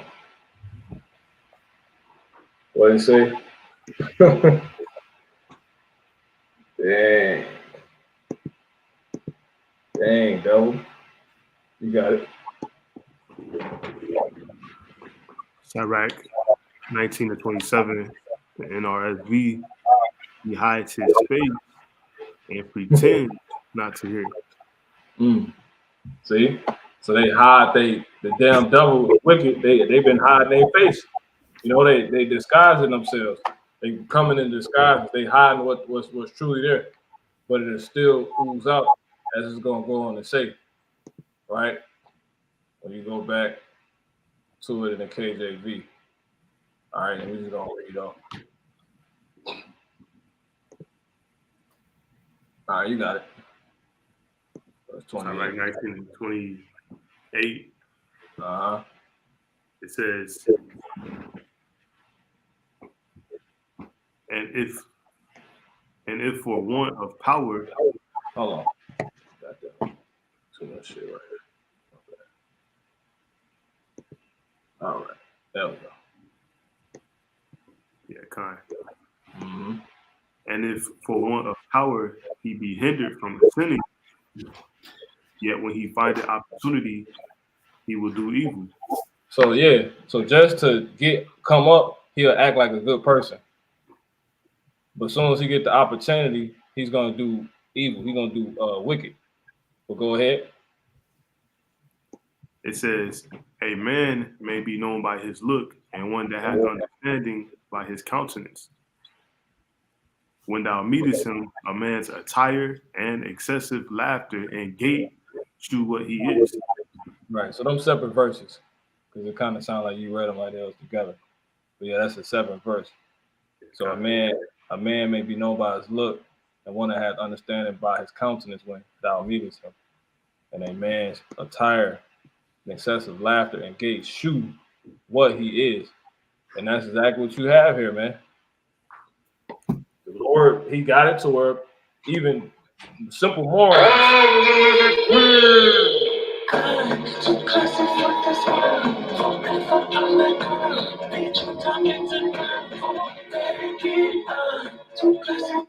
These are serpent people, they here. And she's of that lineage. So that's pretty much that. They talking about this strange, they talking about she's actually part lizard. People say this stuff for years. You know, about all these damn devils, really. They call them reptiles. But that's how you know these so-called white people, they call them reptiles, especially the ones in power. Really the ones in power. Because you can see it in all they damn, like just when you just look at them, like you look in their eyes, you can look at these mugs and see like, yeah, you the damn devil. You a goddamn, I done seen pictures of her that clearly, like you look at her teeth and she looks like a damn, she looked like a damn beast. She's like a damn monster. All of them. You just go through some images for those that have eyes to see. Look at her teeth. You know, look at the, look.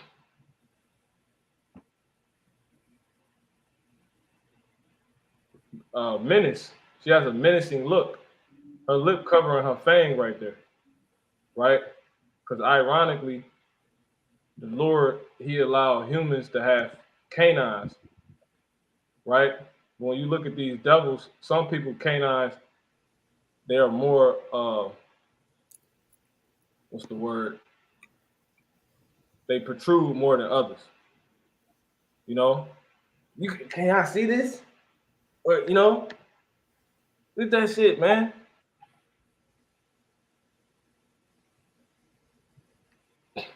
So going into the history, now you see clearly, like, damn, if you obviously notice this, why she got this wicked ass look on her face.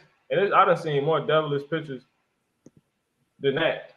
And then over time, look. Come on, man. Over time, it came out on her more and more. Because when she was younger, she even looked wicked when she was younger. Her teeth was like that, you know.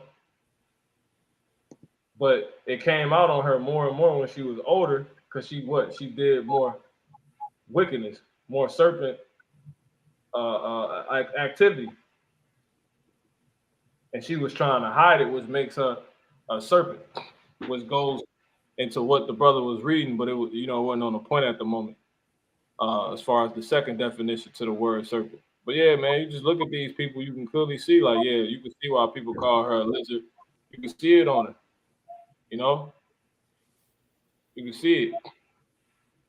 A damn, which is just a reptile, aka what? In truth, the serpent, the spiritual serpent the Lord was talking about.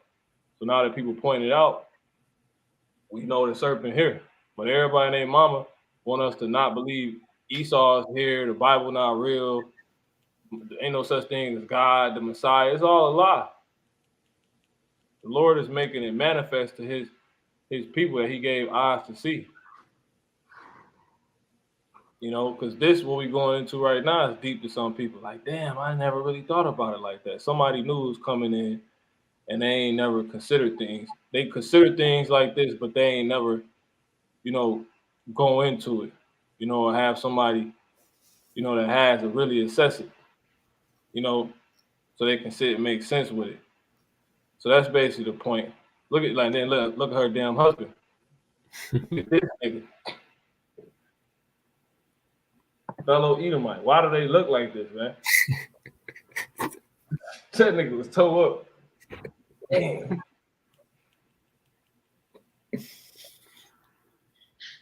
So is these conspiracy theories, or is this some, reptile people walking around, man?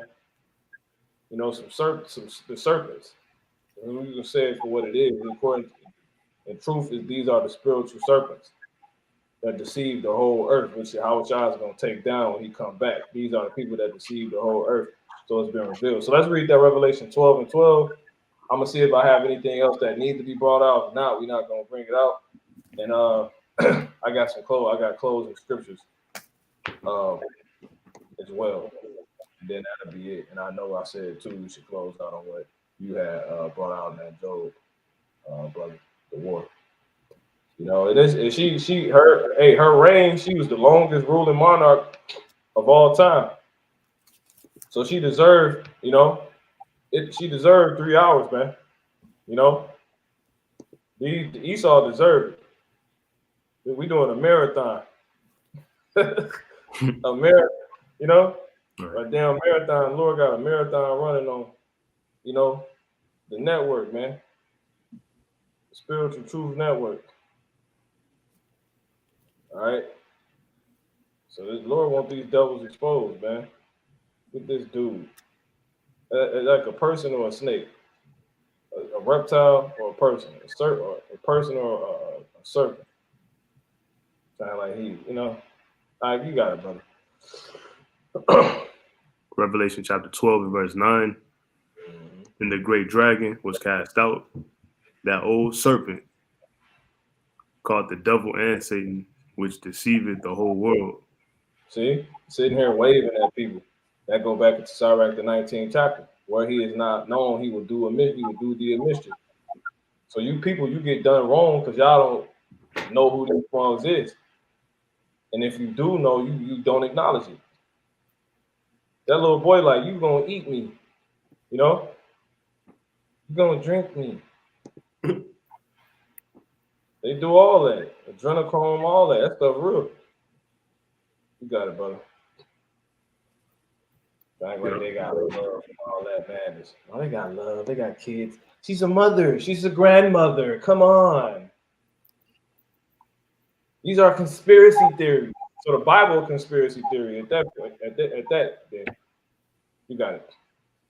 Yeah, it kind of says he was cast out into the earth, and his angels were cast out with him. Hey, come on. Yep. And I heard a loud voice saying in heaven, now it's come salvation. What verse you in? Verse 10. Okay, go ahead. Point to 12. You got it. Yep. Now it's come salvation and strength in the kingdom of our power and the power of his Hamashiach. So For these the- devils, they being cast down by being revealed first, and then when the witches leads to your house shop being able to come and physically take them down. Right, that's why I say that day shall not come except there be a falling away at first, and the man of sin be revealed, which is who Esau is and why the Lord hates him. You know, which is for all his atrocities, which has to be brought out. Right, all the deception. It would have to be proved that he deceived everybody. So it's coming out. And why the earth is in disarray, and why the Lord, he's fucking everybody up. Because y'all follow him, and why he got to send his son back, and why it's about to be new management forever. A new permanent management is already pre-selected, and it's about to be put instead in place of these people when Yahweh shall come back. But it's after they get revealed. And these people being these serpents, the Edomites, the Idumeans, you know, Adawam, them, you know, whatever the Caucasian so-called, all of that has been said in this gathering. So Lord willing, y'all been edified that tuned in. But you got it. Yeah, kind of says, for the accuser of our brethren is cast down. Yup. Which it was these people. Go ahead. Which accused them before our power, our God, day and night. Mm-hmm. And they overcame by him, by the blood of the Lamb.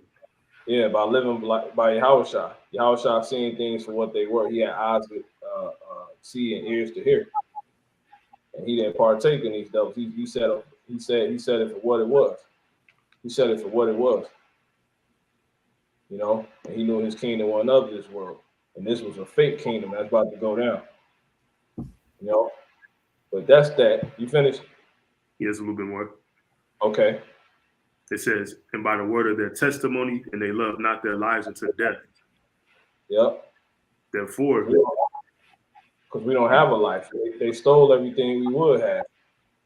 You know, and it's during, and we had us having a life right now is during their rule, which is a rule of don't hide our identity to where we can't even be who we are, because in this world we're not treated for who we are. So how the hell do we have lives? We don't have lives.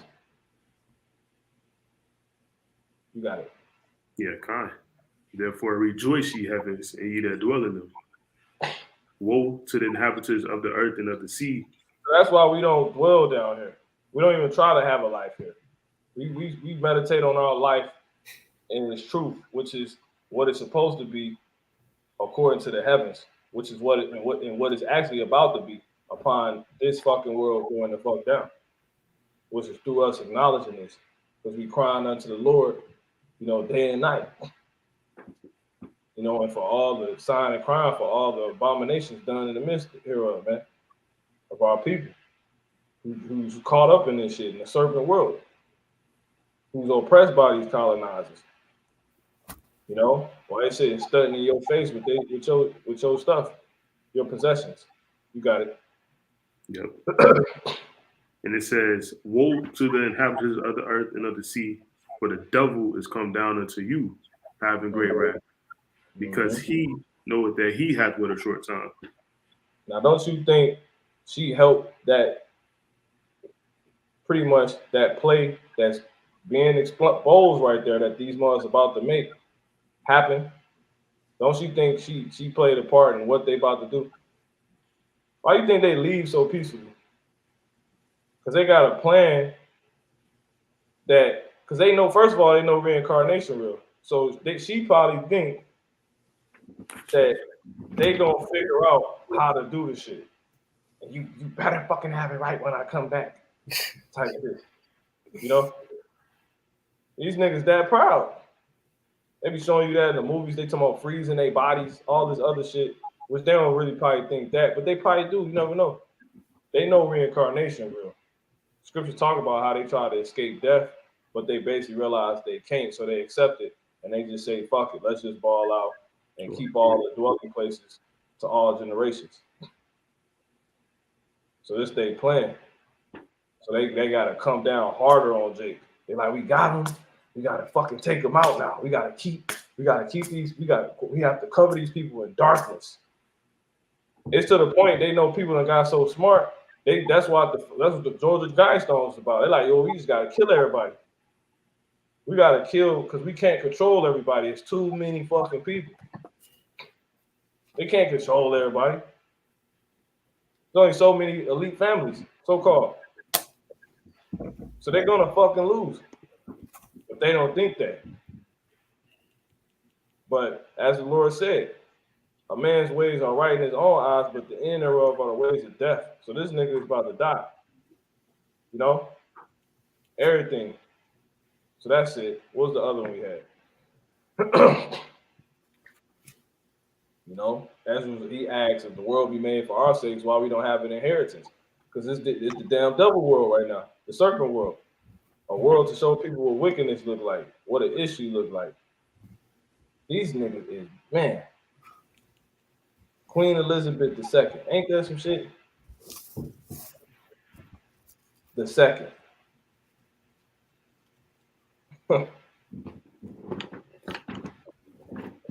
It's ugly ass. Why was he so happy at the end of his life? He think he gonna come back to some riches.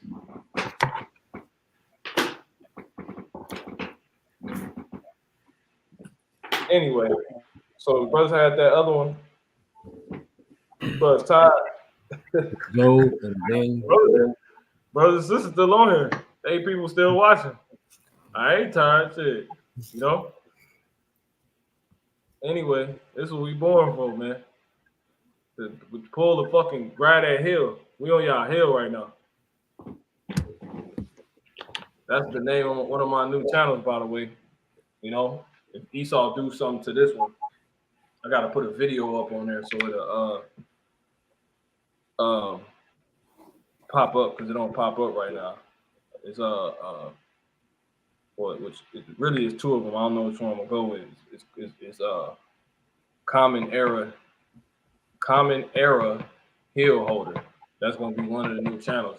And I gotta make another one because through the spirit, I just feel like this nigga is gonna do some bullshit pretty soon. You know. So it's cool though, because everything that, you know, that's why we gotta do the work while we can. But anyway. Let's see what this guy's in a cage and out of prison has been released. Look at this shit people saying, man. So anyway, let's go. I got this. Let's go ahead and close out. And that what you had, Thor. Just read these real quick. Let me see something. Jump back here real quick. Make sure there ain't nothing else on here. Shit, expose these goddamn devils, man. You know, they got crimes that she was able to commit. They show you they goddamn hypocrites. Let me pull this up real quick. Through the spirit. Right? This kind of a petty one, but shit. Crimes Queen Elizabeth II can commit without legal consequences. Right? By being the longest reigning monarch has its benefits besides belonging to royalty and having limited access to limitless wealth and luxuries. It says, I'm gonna just jump to the point. It says she can drive without a license or plates. What would normally get an ordinary person, you know, and that shit, true, they not real rulers, because Yahweh Shah not gonna break his own laws. Thou shalt not murder and he murdered. Thou shalt not commit adultery and he popping everybody woman. You know what I'm saying? That shit, doesn't that shit be crazy? That's how you know they the devil. It says what would normally get a ordinary person in that country in the world into trouble for Queen Elizabeth II is no problem at all. She can get away with it. She can refuse requests under the Freedom of Information Act. This act allows anyone in the UK to request records of any public person. However, both the Queen and the royal family are exempt from this after a legal battle that took place between the Guardian newspaper and the government requesting the personal correspondence of Prince Charles and the Prime Minister so they can hide their public records. That's Direct 19. They hide themselves. The wicked. That's how you know that whole shit with Obama was all these presidents, all they stuff, they got that coming out on Trump. They hide his tax papers is hid. Barack Obama birth certificate hid. And then that show you they all related. You know? Because this is light information. We ain't on here saying nothing too deep. This shit been out here. You know, but it says immunity and from prosecution. Another of her legal advantages is that she cannot be compelled to give evidence at trial or be prosecuted. Here it is, Yahushua is the king, Lord of lords, and he got prosecuted, but she can't get prosecuted. So this is why you know the Lord got to take these people down. Because according to their own hypocrisy, you can't, the law itself can't take them down. So you couldn't take her to trial, basically.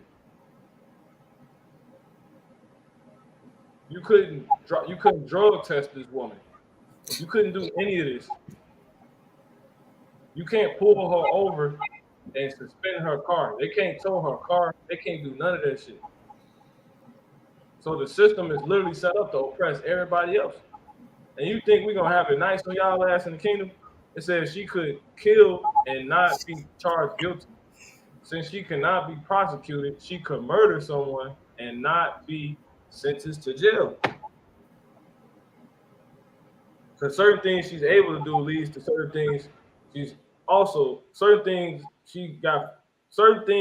lead to other things. And this is one of them. The whole fact that she can't be prosecuted. If she murdered somebody, she ultimately can't be sent to jail. Because in order to get sent to jail, you got to be booked, then you got to get a hearing, and then you got to get a sentencing. But that takes being prosecuted. But she can't be prosecuted. So she got immunity. So she could do anything. And that's why she looks so wicked, because she's been doing anything when she was alive. However, for the crown's protocols, if she were to murder someone, she would need to prove that she did it to defend the crown. And here you go. You thought she was just an innocent woman. She doesn't pay taxes. If she wanted to, she could evade taxes, as it is not. And you can look all these things up. This website you see right here is called culturalcollective.com, right? It says if she wanted to, she could evade taxes, as it is not one of her duties as sovereign of the United Kingdom, although this doesn't mean that she does. Every year since 1992, the Queen pays her taxes dutifully. Stealing children. See that? Technically, if Elizabeth wanted to, she could take custody of any child in the UK. Why would she need something like that in her favor? That damn adrenochrome, man. It says, however, this law is meant for children in the royal family. Established in 1717, the law states that the monarch has legal custody over children, her children, grandchildren, and great-grandchildren. This means that if she wanted, she could take any of the royal children from their parents without any repercussions. Yeah, sure.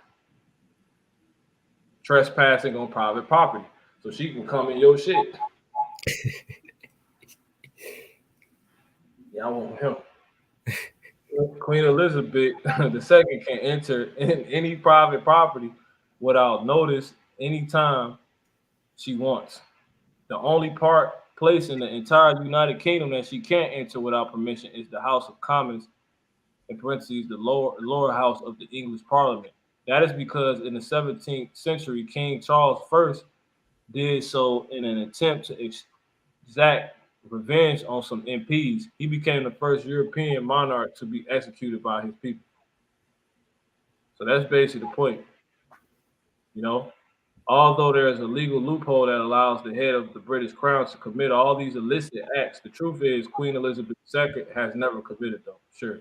On the contrary, she has been in charge of creating an almost spotless image to protect herself. Right? They hide themselves and the institution she represents. But we see it oozing out of you that you a serpent. Look at you, but you gone now. You know she Esau. You know she like that gun, that goddamn sword. But anyway, let's see. Because like I said, I don't want to have to come back and talk about this fight. Die. Die. Let be dead. Let's see. It's too much. That's too much on her. You can't get it. You can't get it all.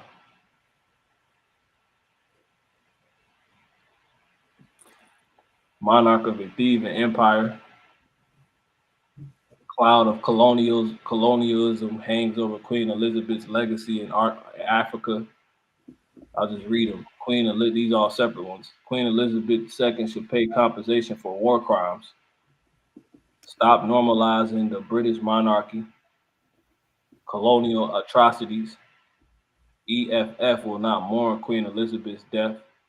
How the British royal family has turned a blind eye to its racist past. Yeah, that's basically it. I had one more. I'll show this since I kept saying this.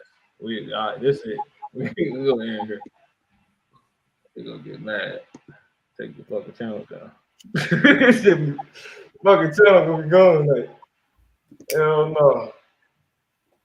That shit ain't funny though. Anyway, it is what it is. It says Queen Elizabeth II adrenochrome Illuminati harvesting conspiracy goes viral after her passing. Girl, this shit just came. It was already out, but it's just people pushing it out. So they call it, if you brothers want to read it, let's see.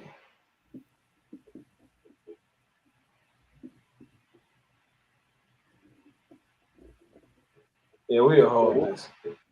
So this is proof we ain't going to this. We probably be going to this like in a general thing that these elites, these wicked do, which is how they commit to a lot of their rituals, how a lot of them take over the power seat. They got to do rituals, right, on the left-hand side. So, so yeah, that's that. They said, Lord, when you've been edified, got these last, I guess, 3 scriptures. If the brother guy needs to, I have right here. Whoever read this, y'all got it. 2nd Ezra 11 and 41. It says, all right, kind. It says, for the earth has thou not judged with truth. Who's judging the earth right now? The damn devil.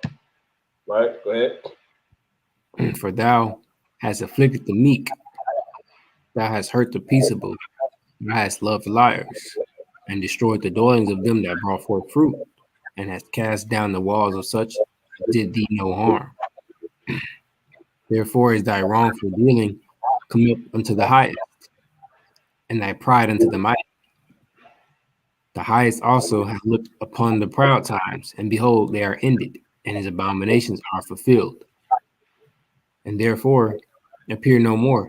He says, and therefore appear no more, thou eagle, nor thy horrible wings, nor thy wicked feathers, nor thy malicious heads, thy hurtful claws, nor all thy vain body.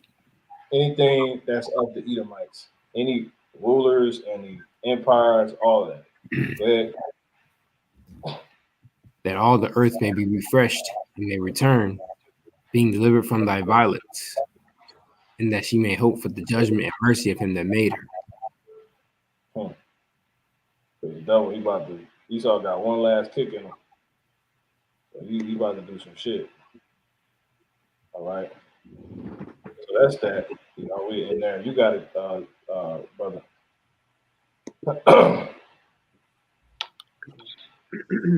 I had a Job 27:16. It says, though he heap up silver as the dust and prepare raiment as the hay, he may prepare it, but the just shall put it on, and the innocent shall divide the silver. So I was just making a point. I had brought this out when we were going into the crown, really, and how all those jewels were on the crown, right? So just alluding to the fact that those riches they've gathered over time through the robbery of the Israelites, that's going to be later on given back to the Israelites, to the just, right? As it says, the just shall put it on and the innocent shall divide the silver. They're going to have to give all that up because the saints are going to take the kingdom. That we had brought that out yesterday in Daniel 7th chapter. Mm-hmm. Yep. And so we're going to take it because the Lord going to give it. You know, we take it by what? That much affliction. You know what I'm saying? Everything it took to get it, being pain and labor to bring forth. So all that, we got to take all that colonialism and lies and black, Mexican, niggas and spiggers and all the other shit. You know, which we did it. So we get in the kingdom when we see it. You brothers got it. Sound like somebody has. Yeah, I had this for the brother's point. On the brother's point, Job 20:15, which also came up yesterday, says, "He has swallowed down riches, and he shall vomit them up again. God shall cast them out of his belly."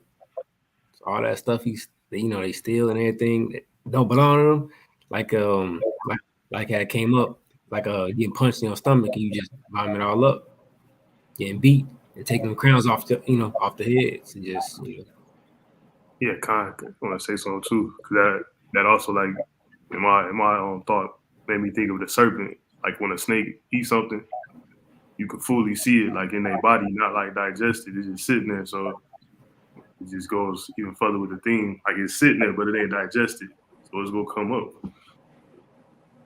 Mm-hmm. That was it though. All right, well, brother ain't had nothing else.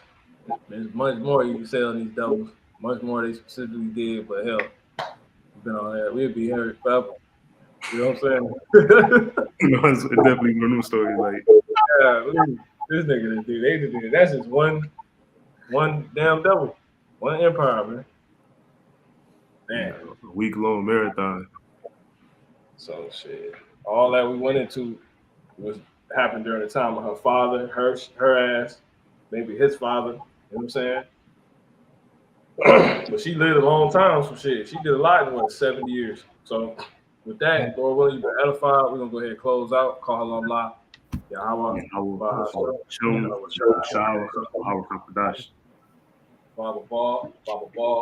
Ball. Shalom. Kwame Yasha'Allah. Until next time, Shalom.